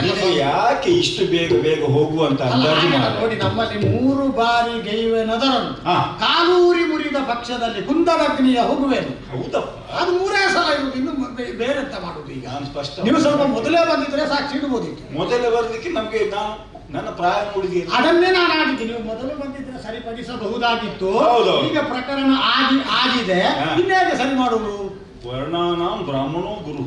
ಅದನ್ನು ಗುರುವಿಗೆ ಬಹಳ ಮಹತ್ವ ಕೊಡ್ತೀಯಲ್ಲ. ನಮ್ಮ ಇಬ್ಬರು ಆಚಾರ್ಯರು ಮಹಾ ಹೆಗ್ಗಳಿಕೆಯನ್ನು ಹೊಂದಿದ ವಿಪ್ರ ಶ್ರೇಷ್ಠರೇ. ಈಗ ನಿನ್ನ ಮುಂದೆ ನಾನು ಗುರು ಅಂತ ಹೇಳ್ತೀನಿ. ನೀನು ಗುರು ಆದರೆ ನಾನು ಗುರು ಎನ್ನುವವರನ್ನು ಒಪ್ಪಬೇಕಾದಂತ ಅನಿವಾರ್ಯದವನು ಅಂತ ಭಾವಿಸ್ತೇನೆ. ಆದರೆ ನೀವು ಪ್ರಕರಣದಲ್ಲಿ ಇಷ್ಟು ತಡವಾಗಿ ಬರುವುದು. ಒಬ್ಬ ಹಿರಿಯರು ಹೇಳುವಾಗ ಅದಕ್ಕೆ ಗೌರವ ಕೊಟ್ಟು ಏನು ಮಾಡಬೇಕು ನಾನು ಈ ಸಂದರ್ಭದಲ್ಲಿ? ಇಷ್ಟರವರೆಗೆ ನೀವು ಏನು ಪಂಥ ಹಾಕಿದ್ದೀರಿ, ಕಟ್ಟುವುದು ಮುರಿಯುವುದು, ಅದಕ್ಕೆ ಮೌಲ್ಯ ಇಲ್ಲ. ಸಾಕ್ಷಿ ರಹಿತವಾಗಿ ಮಾಡಿದ ಕಾರಣ ನನ್ನ ಸಮ್ಮುಖದಲ್ಲಿ ಸಾಕ್ಷಿ ಸಹಿತವಾಗಿ ಎಷ್ಟು ಸಲ ಮಾಡಬೇಕು? ನೀನು ಒಮ್ಮೆ ಕಟ್ಟಿದ್ರೆ ಸಾಕು. ಈಗ ನಾನು ಒಮ್ಮೆ ಕಟ್ಟಿದ್ರೆ ಅವನು ಮುರಿಬೇಡು. ಅವ ಮುರಿಬೇಕು. ಕೇಳ್ತೇನೆ. ಆವಾಗ ಈ ಹಿಂದೆ ನಡೆದಾಗಿ ನಡೆದ್ರೆ ನೀನು ಹಾರುವುದಕ್ಕೆ ಹೇಗೆ ಉಂಟು? ಇನ್ನೊಮ್ಮೆ ಅಗ್ನಿಗುಂಡ ಹೊತ್ತಿಸ್ಲಿಕ್ಕಿಲ್ಲ. ಅದು ಆರದ ಹಾಗೆ ನೋಡಿಕೊಂಡ್ರೆ ಸಾಕು. ಹೌದು. ಈಗ ಅವನಲ್ಲಿ ಹೇಳ್ತೇನೆ, ಒಪ್ಪುತ್ತಿಯಲ್ಲ. ಈಗ ನಾನು ಕಟ್ಟುವುದಕ್ಕೆ ನನ್ನ ತೊಡಕಿಲ್ಲ. ಅವ ಅದಕ್ಕೆ ಒಪ್ಪುತ್ತಾನೋ ಇನ್ನೆಷ್ಟು ಸಲ ಅಂತ ಹೇಳಿ ಅವನಿಗೆ ಅದು ಏನಾದ್ರೂ ಸಮಸ್ಯೆ. ನಾನು ಮತ್ತು ಅವನು ಮಾತನಾಡುವುದನ್ನು ಕೇಳಿಸಿಕೊಳ್ಳುತ್ತಾ ಇದ್ದೀನಿ. ಮಾತಾಡ್ತಾ ಇದ್ದೀರಿ. ವಾದಿ ಪ್ರತಿವಾದಿ ಒಬ್ಬ ನೀನು, ಅವನಷ್ಟೇ ಗೌರವ ನಿನಗೂ ಉಂಟು ಅಲ್ವಾ? ನ್ಯಾಯ ಎನ್ನುವುದು ಇಬ್ಬರಿಗೆ ಒಂದೇ ರೀತಿಯಾಗಿ ಪರಿಣಿಸಬೇಕಾ ಬೇಡ ಹೇಳು? ಸಮಾನವಾಗಿರಬೇಕು. ಆದ್ದರಿಂದ ನನ್ನ ಸಮ್ಮುಖದಲ್ಲಿ ಒಂದು ಸಾಕ್ಷಿ. ನಾಳೆ ನಾನು ಊರು ತಿರುಗಾಟ ಮಾಡುವವ ರಾಮೇಶ್ವರದಂತಹ ಒಂದು ಪವಿತ್ರ ಕ್ಷೇತ್ರದಲ್ಲಿ ಹೀಗೆ ಒಂದು ನಡೆದು ಹೋಯ್ತಂತೆ, ಹೌದಾ ಅಂತ ಕೇಳುವಾಗ ಹೌದು ನನ್ನ ಸಮ್ಮುಖದಲ್ಲಿ ಅಂತ ಹೇಳುವುದಕ್ಕೆ ಒಂದು ಜನ ಬೇಕು. ಹೌದು. ಆದ್ದರಿಂದ ಅವ ಒಬ್ಬ ಕಟ್ತಾನೆ. ಒಮ್ಮೆ ನೀನೊಮ್ಮೆ ಮುರಿದಕ್ಕೆ ಸಿದ್ಧನಿದ್ದೀಯಾ? ಅಲ್ಲ, ಮಂಗ ಮುರಿದ್ರೆ ಒಪ್ಪಿಕೊಂಡವನ ಮಂಗ. ಈ ಹಿಂದೆ ಮಂಗ ಅಂತ ತಿಳಿದ ಇಷ್ಟು ಮಾತನಾಡಿ 3 ಬಾರಿ ಕಟ್ಟಿದ್ದಲ್ವಾ? ಇನ್ನು ಹಾಗೆ ಕೇಳುವುದು ಬೇಡ ನಾವು. ಅವ ಒಮ್ಮೆ ಕಟ್ತಾನೆ, ನೀನು ಮುರಿತ್ಯ ಒಪ್ಪಿಗೆ. ಅವ ಕಟ್ಟುವುದು ಹೌದಾದ್ರೆ ಮುರಿತೆ. ನನ್ನದಿನ್ನು ನೇರ ಸಂಭಾಷಣೆ ಇಲ್ಲ ಅವನಲ್ಲಿ, ತ್ರಿಕೋಣ ಸಂಭಾಷಣೆ. ನಿಮ್ಮ ಹತ್ರ ಮಾತಾಡಿ ಕೇಳುದು ಹೇಗೆ ಕಟ್ಟಬಹುದಂತೆ. ಬಳಿಕ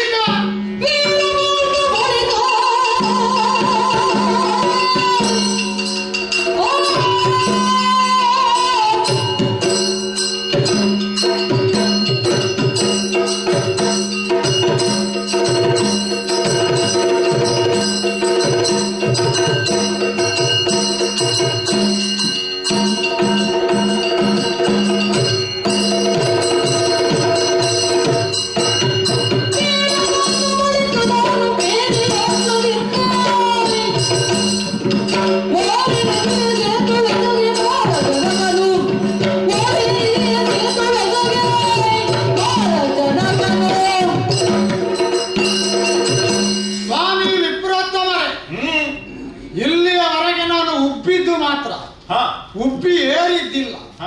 ಈಗ ಬಳಿಕ ಪಾರ್ಥರು ಉಬ್ಬೇರಿ. ಯಾವುದರ ಬಳಿಕ? ನಿಮ್ಮ ಪ್ರವೇಶ ಆದ ಬಳಿಕ.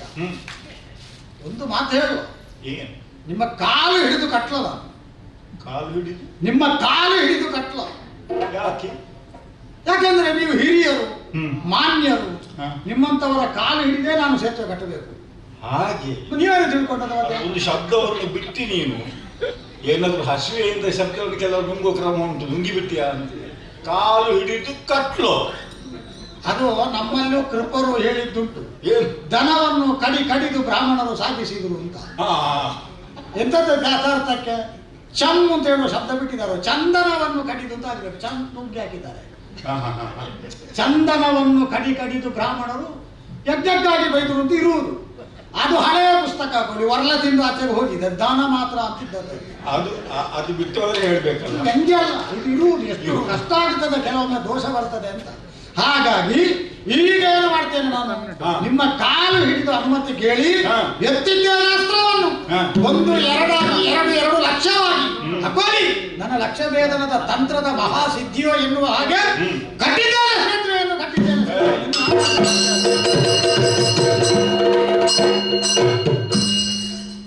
ಮರಳಿ ಸುತ್ತುವುದೆಂದ ಹೊಯ್ದು ಗುರಿಜಲಾರದನು ಮರದಿ ಹರಗುದೆಂದ ದಾಸ ಬೀರವರ ಕುಮಾರನು. ಕಟ್ಟಿದಂತಹ ಸೇತು ಈ ಮೊದಲು ಮುರಿಯುವಾಗ ಶ್ರೀರಾಮ ಜಯರಾಮ ಜಯ ಜಯರಾಮ ಎಂದದ್ದು. ಈಗ ಹಾಗಲ್ಲ, ಕೋಸಲಾಧೀಶ ರಾಮನನ್ನು ಸ್ಮರಿಸಿ ಜೈ ಜೈ ಜೈ ಶ್ರೀರಾಮ್. ನಾನು ಕಣ್ಣು ಮುಚ್ಚಿ ಒದೆದದ್ದು, ಈಗ ತುಂಡಾಯಿತು ಎಂಬುದಾಗಿ ಯೋಚಿಸಿದ್ದಷ್ಟೇ. ಈ ಸೇತು ಏನು ಆಗ್ಲಿಲ್ಲವಲ್ಲ. ಅರರೆ ರಾಮ ಭಕ್ತನೆಂಬ ಬಿರುದು ಕೋಟೆ, ಅರರೆ ರಾಮ ಭಕ್ತನೆಂಬ ಬಿರುದು ಕೋಟೆಯ ಕಟ, ದೇಹವಿರಲು ಸಫಲವಾದುದಿದನು ತೊರೆವೆನೆನ್ನದು ರಾಮ.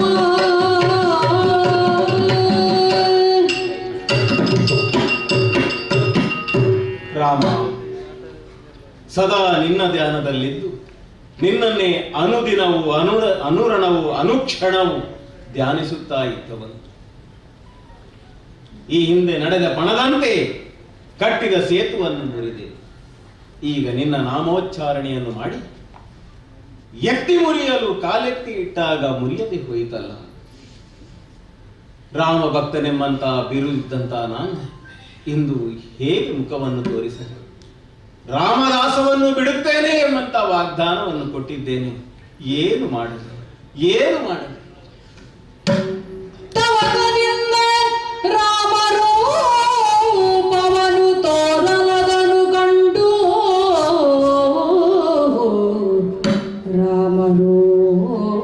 ರಾಮರೂಪವನು ತೋರಲು ಅದನ್ನು ಕಂಡು ನಮಿಸಿ ಭಕ್ತಿ ಭಾವದಿಂದ ಅವನ ಸ್ತುತಿಸಿದ.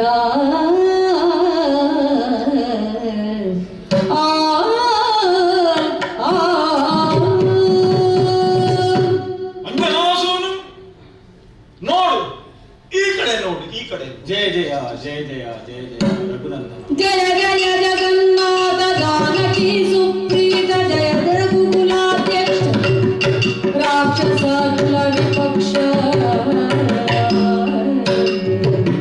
ಜಯ ಜಯ ಸುರಾಧೀಶ ಸೂರ್ಯ ಶತ ಸಂಘಾತ ಜಯ ಘನಶ್ಯಾಮ ರಾಮ ರಾಮ. ಜಯ ಜಯ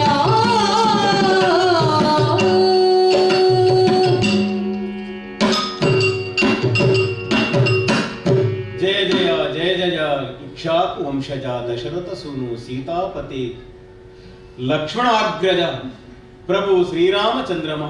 ಇಗೋ ನಿನ್ನ ಪಾದ ಪದ್ಮಗಳಿಗೆ ಹನುಮನ ಅನಂತಾನುಕೋಟಿ ಪ್ರಣಾಮಗಳು. ದೇವಾದ ಸಂಭವನೇ ವಾತ ಗೋಮಾರ ಕೆಳಬರಿಗೆ ಮನದಲ್ಲಿ ಸೋತೆನೆಂದೆಣಿಸದಿರು, ನೀ ಸೋತೆನೆಂದೆಣಿಸದಿರು.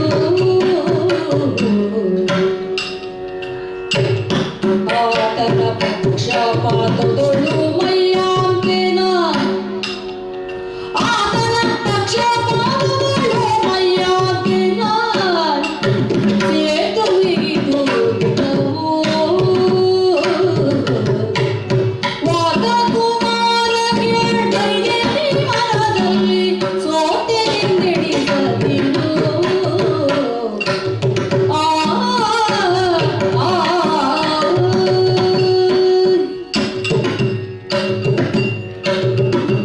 ನನ್ನ ಪ್ರಿಯನಾದಂತಹ ಆಂಜನೇಯನೇ, ಶ್ರೀರಾಮಚಂದ್ರಮ. ಇನ್ಯಾವಾಗ ನಿನ್ನಲ್ಲಿ ಕಾಣವಿಯನ್ನು ಕಣ್ಣೀರ ಕೋಡಿಯನ್ನು ಸುರಿಸಿ ಹ್ಮ್ ಆ ನದಿ ಸರಯು ನದಿಗೆ ನಾನು ಇಳಿಯುವಂತಹ ಸಂದರ್ಭದಲ್ಲಿ ನನ್ನನ್ನೊಮ್ಮೆ ವಿಹುವಲನಾಗಿ ಮಾಡಿದವರಿಗೆ ಆವಾಗ ನಿನಗೆ ಒಂದು ಆಶ್ವಾಸನೆಯನ್ನು ಕೊಟ್ಟಿದ್ದೆ. ಹೌದು ಇನ್ನೊಂದು ಯುಗದಲ್ಲಿಯೂ ನಿನಗೆ ಕಾಣಿಸಿಕೊಳ್ಳಲಿಕ್ಕಿದ್ದೇನೆ. ಹೌದು. ನಿನ್ನ ಪ್ರಾರ್ಥನೆ ಕ್ಷಣ ಕ್ಷಣದಲ್ಲಿಯೂ ಇತ್ತು. ನಿನ್ನ ಉಸಿರಿನಲ್ಲಿಯೂ ಇರುವವನೇ ರಾಮನಾಮ ಜಯ. ನಿನಗೆ ಗೋಚರಿಸಿದ್ದೇನೆ. ಹ್ಮ್ ನೀನು ಕಣ್ಣೀರನ್ನು ಸುರಿಸುತ್ತಾ ಇದ್ದಿ. ಹೌದು. ನೀನು ಯಾರು, ನಿನ್ನ ಯೋಗ್ಯತೆಯನ್ನು ಪ್ರಪಂಚಮುಖಕ್ಕೆ ಇನ್ನು ನಾನು ತಿಳಿಸಿಕೊಡಬೇಕಾದ್ದು ಏನೂ ಇಲ್ಲ. ಹ. ಕಳೆದ ಯುಗದಿಂದ ಈವರೆಗೆ ನನ್ನ ಹೆಸರನ್ನು ಸ್ಮರಿಸುವ ಅಂತಹ ಭಕ್ತ ವರ್ಗವೆಲ್ಲವೂ ಜತೆಯಲ್ಲಿ ನಿನ್ನನ್ನು ಕೂಡ ಗುರುತಿಸಿಕೊಳ್ಳುತ್ತಾರೆ, ಪೂಜಿಸುತ್ತಾರೆ, ಅರ್ಚಿಸುತ್ತಾರೆ. ಮಹಿಮಾವಂತನಾದಂತಹ ನೀನೆಂದು ನಿನ್ನಲ್ಲಿ ದೋಷವನ್ನು ಕಾಣಿಸಿಕೊಳ್ಳದಿರು. ಈ ಹೊತ್ತು ನಿನ್ನಿಂದ ಮುರಿಯದೆ ಇರುವುದಕ್ಕೆ ಕಾರಣವಾದರೂ ಏನು? ಏನು ಸ್ವಾಮಿ? ಅತುಲ ಭೀಮ ಪರಾಕ್ರಮಿಯಾದಂತಹ ನಿನ್ನಿಂದ ಘಟಿಸದೇ ಇರುವುದಕ್ಕೆ ಸಾಧ್ಯವೇ? ಯಾಕೆ ಇದು ಅಸಾಧ್ಯವಾಯಿತು? ಅಸಾಧ್ಯವಾಗುತ್ತಿದ್ದರೆ ಕಾರಣ ನಾನು ಅಂತ ನೀನು ತಿಳಿ. ಕೂರ್ಮನಾಗಿ ಬೆನ್ನು ಕೊಟ್ಟು ಹ? ಆತನು ಕಟ್ಟಿದಂತಹ ಆ ಸೇತುವೆ ಮುರಿಯದ ಹಾಗೆ ಈ ಸಂದರ್ಭದಲ್ಲಿ ನಾನು ವ್ಯವಹರಿಸಬೇಕಾಯಿತು. ಯಾಕೆ ಕಾರಣ ಏನು ಬಲ್ಲೆ? ಯಾಕೆ ದೇವ ಪಕ್ಷ ಬದಲಾವಣೆ? ಕೃಷ್ಣಾವತಾರದಿ ಈಗ ಕೃಷ್ಣಾವತಾರದಿ ಬಂದು ನಾಸಕನಾಗಿಯೇ ಈ ಪಾರ್ಥಗೆ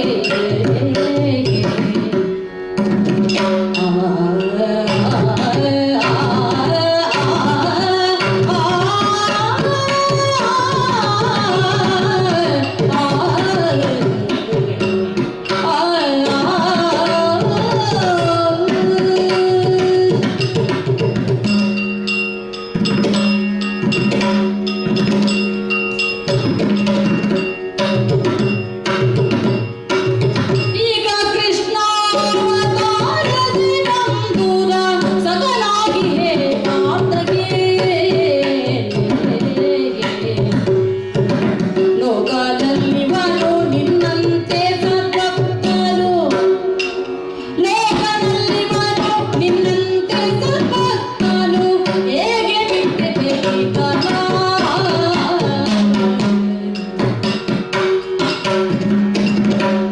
ಈಗ ಕೃಷ್ಣಾವತಾರದಿ ಬಂದು ನಾಸಕನಾಗಿಯೇ ಪಾರ್ಥಗೆ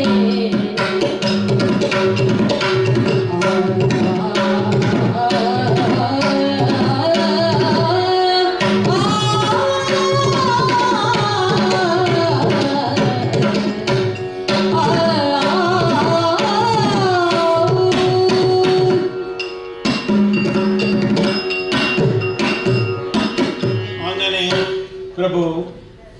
ಪ್ರೇತಾಯುಗದಲ್ಲಿ ಧರ್ಮಧ್ವಜವನ್ನು ಎತ್ತಿ ಹಿಡಿಯುವುದಕ್ಕೆ ಬೇಕಾಗಿ ಹ. ದುಷ್ಟನೆಲ್ಲ ಶಿಕ್ಷಿಸುವಲ್ಲಿ ಹ್ಮ್ ನಾನು ನಿಮ್ಮವರನ್ನೆಲ್ಲ ಒಡಗೂಡಿಕೊಂಡೆ, ನಿಮ್ಮದಾದಂತಹ ಸಹಾಯವನ್ನು ಪಡೆದುಕೊಂಡೆ. ಹ್ಮ್ ಈ ಪ್ರಪಂಚದಲ್ಲಿ ಧರ್ಮವನ್ನು ಸ್ಥಿರವಾಗಿ ಉಳಿಸುವುದಕ್ಕೆ ಹ. ಅಹೋರಾತ್ರಿ ದುಡಿದವ ನಾನು. ಹ್ಮ್. 2 ಯುಗ ಕಳೆದ ಮೇಲೆ ಬಂದ ಯುಗ ದ್ವಾಪರ. ಹ.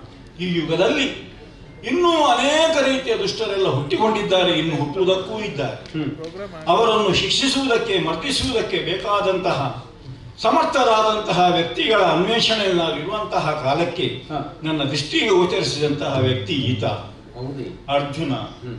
ನನ್ನ ಸಖ. ಈ ಕೃಷ್ಣಾವತಾರದಲ್ಲಿ ನಿನ್ನ ಸಖನ- ಕೃಷ್ಣನ ಆತ್ಮೀಯ ಸಖನಾಗಿರುವಂತಹ ವ್ಯಕ್ತಿ ಇವ. ಯಾವಾಗ ನಿಮ್ಮನ್ನೆಲ್ಲ ಕೈ ಆಯುಧವಾಗಿ ಆ ಕಾಲಕ್ಕೆ ನಾನು ಬಳಸಿಕೊಂಡು ಹ್ಮ್ ಕಾರ್ಯಕ್ಷೇತ್ರದಲ್ಲಿ ನಾನು ವ್ಯವಹರಿಸಿದ್ದೇನೆ, ಹ. ಈ ಯುಗದಲ್ಲಿ ಇವನನ್ನು ನನ್ನ ಕೈಯಾಯುಧವನ್ನಾಗಿ ಇರಿಸಿಕೊಂಡು ಹ್ಮ್ ಮುಂದೆ ಅನೇಕ ರೀತಿಯಂತಹ ಕೃತ್ಯಗಳನ್ನು ಮಾಡೋದಕ್ಕೆ ಉಂಟು. ಆದ್ದರಿಂದ ನಿನ್ನಲ್ಲಿ ನಾನು ಹೇಳುವುದು, ಅವರನ್ನು ಉಳಿಸುವುದಕ್ಕಾಗಿ ನನ್ನನ್ನು ಅಳಿಸಿದ್ದೆ ಅಲ್ವಾ? ನಿನ್ನನ್ನು ಅಳಿಸಲಿಲ್ಲ, ಹ್ಮ್ ಅವನ ಜೊತೆ ನಿನ್ನನ್ನೂ ಉಳಿಸುವ ಉದ್ದೇಶ ನನ್ನದು. ಹೇಗೆ? ನಿನ್ನನ್ನು ಅಳಿಸುವುದಕ್ಕೆ ನಮ್ಮಿಂದ ಯಾರಿಂದಲೂ ಸಾಧ್ಯ ಇಲ್ಲ. ನೀನು ಚಿರಂಜೀವಿ. ಹ್ಮ್ ಬರುವ ಕಲ್ಪದಲ್ಲಿ ಬ್ರಹ್ಮ ಪಟ್ಟ ನಿನಗಂತ ಈವಾಗಲೇ ತೀರ್ಮಾನ ಆಗಿದೆ. ಆದ್ದರಿಂದ ನಿನ್ನ ನಡೆಸುವುದಕ್ಕೆ ಬಂದದ್ದಲ್ಲ.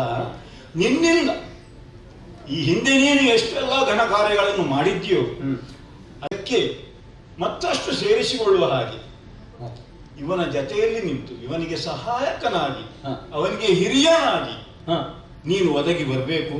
ಧರ್ಮ ಕ್ಷೇತ್ರದಲ್ಲಿ ಧರ್ಮ ಕಾರ್ಯದಲ್ಲಿ ನಿನ್ನ ಸಹಕಾರ ಇರಬೇಕು ಎನ್ನುವ ಉದ್ದೇಶದಿಂದ ನಿನ್ನನ್ನು ಬಳಸಿಕೊಳ್ಳುವುದಕ್ಕೆ ಈ ಒಂದು ನಾಟಕ ಮಾಡಿದ್ದು ನಾವು.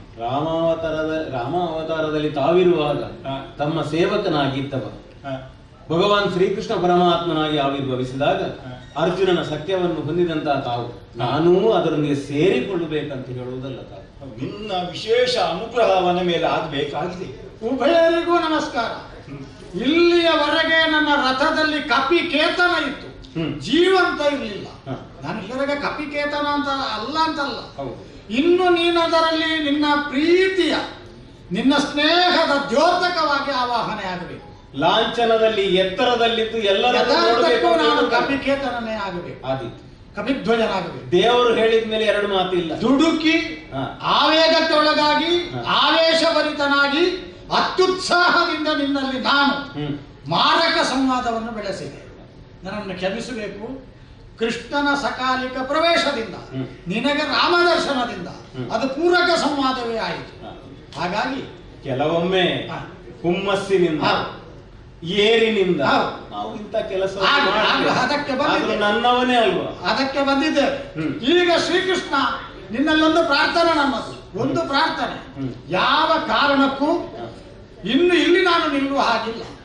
ಆ ಕಡೆಗೆ ನೋಡುತ್ತೇನೆ, ಮುಂದೆ ಮಳೆಗಾಲ ಬರ್ತದೆ ಎನ್ನುವುದರ ಸೂಚನೆ. ಕಪ್ಪು ಕಪ್ಪು ಮೋಡ ತುಂಬಿದೆ, ಅದೋ ಗುಡುಗು ಸಿಡಿಲು ಕೇಳಿಸ್ತದೆ. ಸ್ವಾಮಿ 4 ತಿಂಗಳುಗಳ ತಿರುಗಾಟ ಉಳಿದಿದೆ, ನನ್ನದು ಉಳಿದಿದೆ. ಒಂದು ಚಾತುರ್ಮಾಸ್ಯಕ್ಕೆ ಒಂದು ವ್ಯವಸ್ಥೆ ನಿಮ್ಮಲ್ಲಿ ಆದರೆ, ಅದರೊಟ್ಟಿಗೆ ಒಂದು ಸುಭದ್ರವಾದ ಕಲ್ಯಾಣವೂ ಆದರೆ ಏನಾದ್ರೂ ಒಂದು ಹೊಂದಾಣಿಕೆ ಮಾಡಬೇಕು ಅಂತ ನಮ್ಮ ಪ್ರಾರ್ಥನೆ. ಕಡೆಗೆ ಬರುವುದು ನೀನು ಮಂಗಳಕ್ಕೆ ಅಲ್ಲ, ಬಿಡ್ಲಿಕ್ಕೆ ನಿರ್ವಾಹ ಇಲ್ಲಲ್ಲ ಸ್ವಾಮಿ. ಆ ಕಾರಣದಿಂದ ಚಾತುರ್ಮಾಸಕ್ಕೆ ದ್ವಾರಕ್ಕೆ ಸೂಚನೆಯನ್ನು ಕೊಡ್ಲಿಕ್ಕೆ ನಾನು ಇದ್ದೇನೆ ಪುಣ್ಯಾತ್ಮ. ಹಾಗಾದ್ರೆ ಈ ಪ್ರಸಂಗ ಸರಸೇತು ಭಂಗಾಗಿ ಸರಸೇತು ಬಂಧನವಾಗಿ ನಮ್ಮೊಳಗಿನ ಸ್ನೇಹ ಸೇತು ಉಜ್ಜೀವಿಸುವುದಕ್ಕೆ ಕಾರಣ ಆಯಿತು. ಈ ಪ್ರಸಂಗವನ್ನು ಹಾಕೊಳ್ಳಿ. ಅಲ್ಲಿ ಕೆಲವರೆಲ್ಲ ಯಾತ್ರೆಗೆ ಬಂದವರೆಲ್ಲ ಬೇರೆ ಕೆಲಸ ಇಲ್ಲದೆ ಆಲಿಸ್ತಾ ಇದ್ದಾರೆ. ಒಳ್ಳೆಯ ಕಾರ್ಯ ಅಂತ ಅವರೆಲ್ಲರಿಗೂ ಉತ್ತರೋತ್ತರ ಮಂಗಳವಾಗಲಿ ಹಾರೈಸಿ ಹೊರಡುತ್ತೇನೆ ಮುಂದಕ್ಕೆ. ಕಲ್ಯಾಣಾದ್ಭುತ ಗಾತ್ರಾಯ ಕಾಮಿತಾರ್ಥ ಪ್ರದಾಯಿನೇ ಶ್ರೀಮದ್ವೆಂಕಟನಾಥ ಶ್ರೀಮದ್ವೆಂಕಟನಾಥ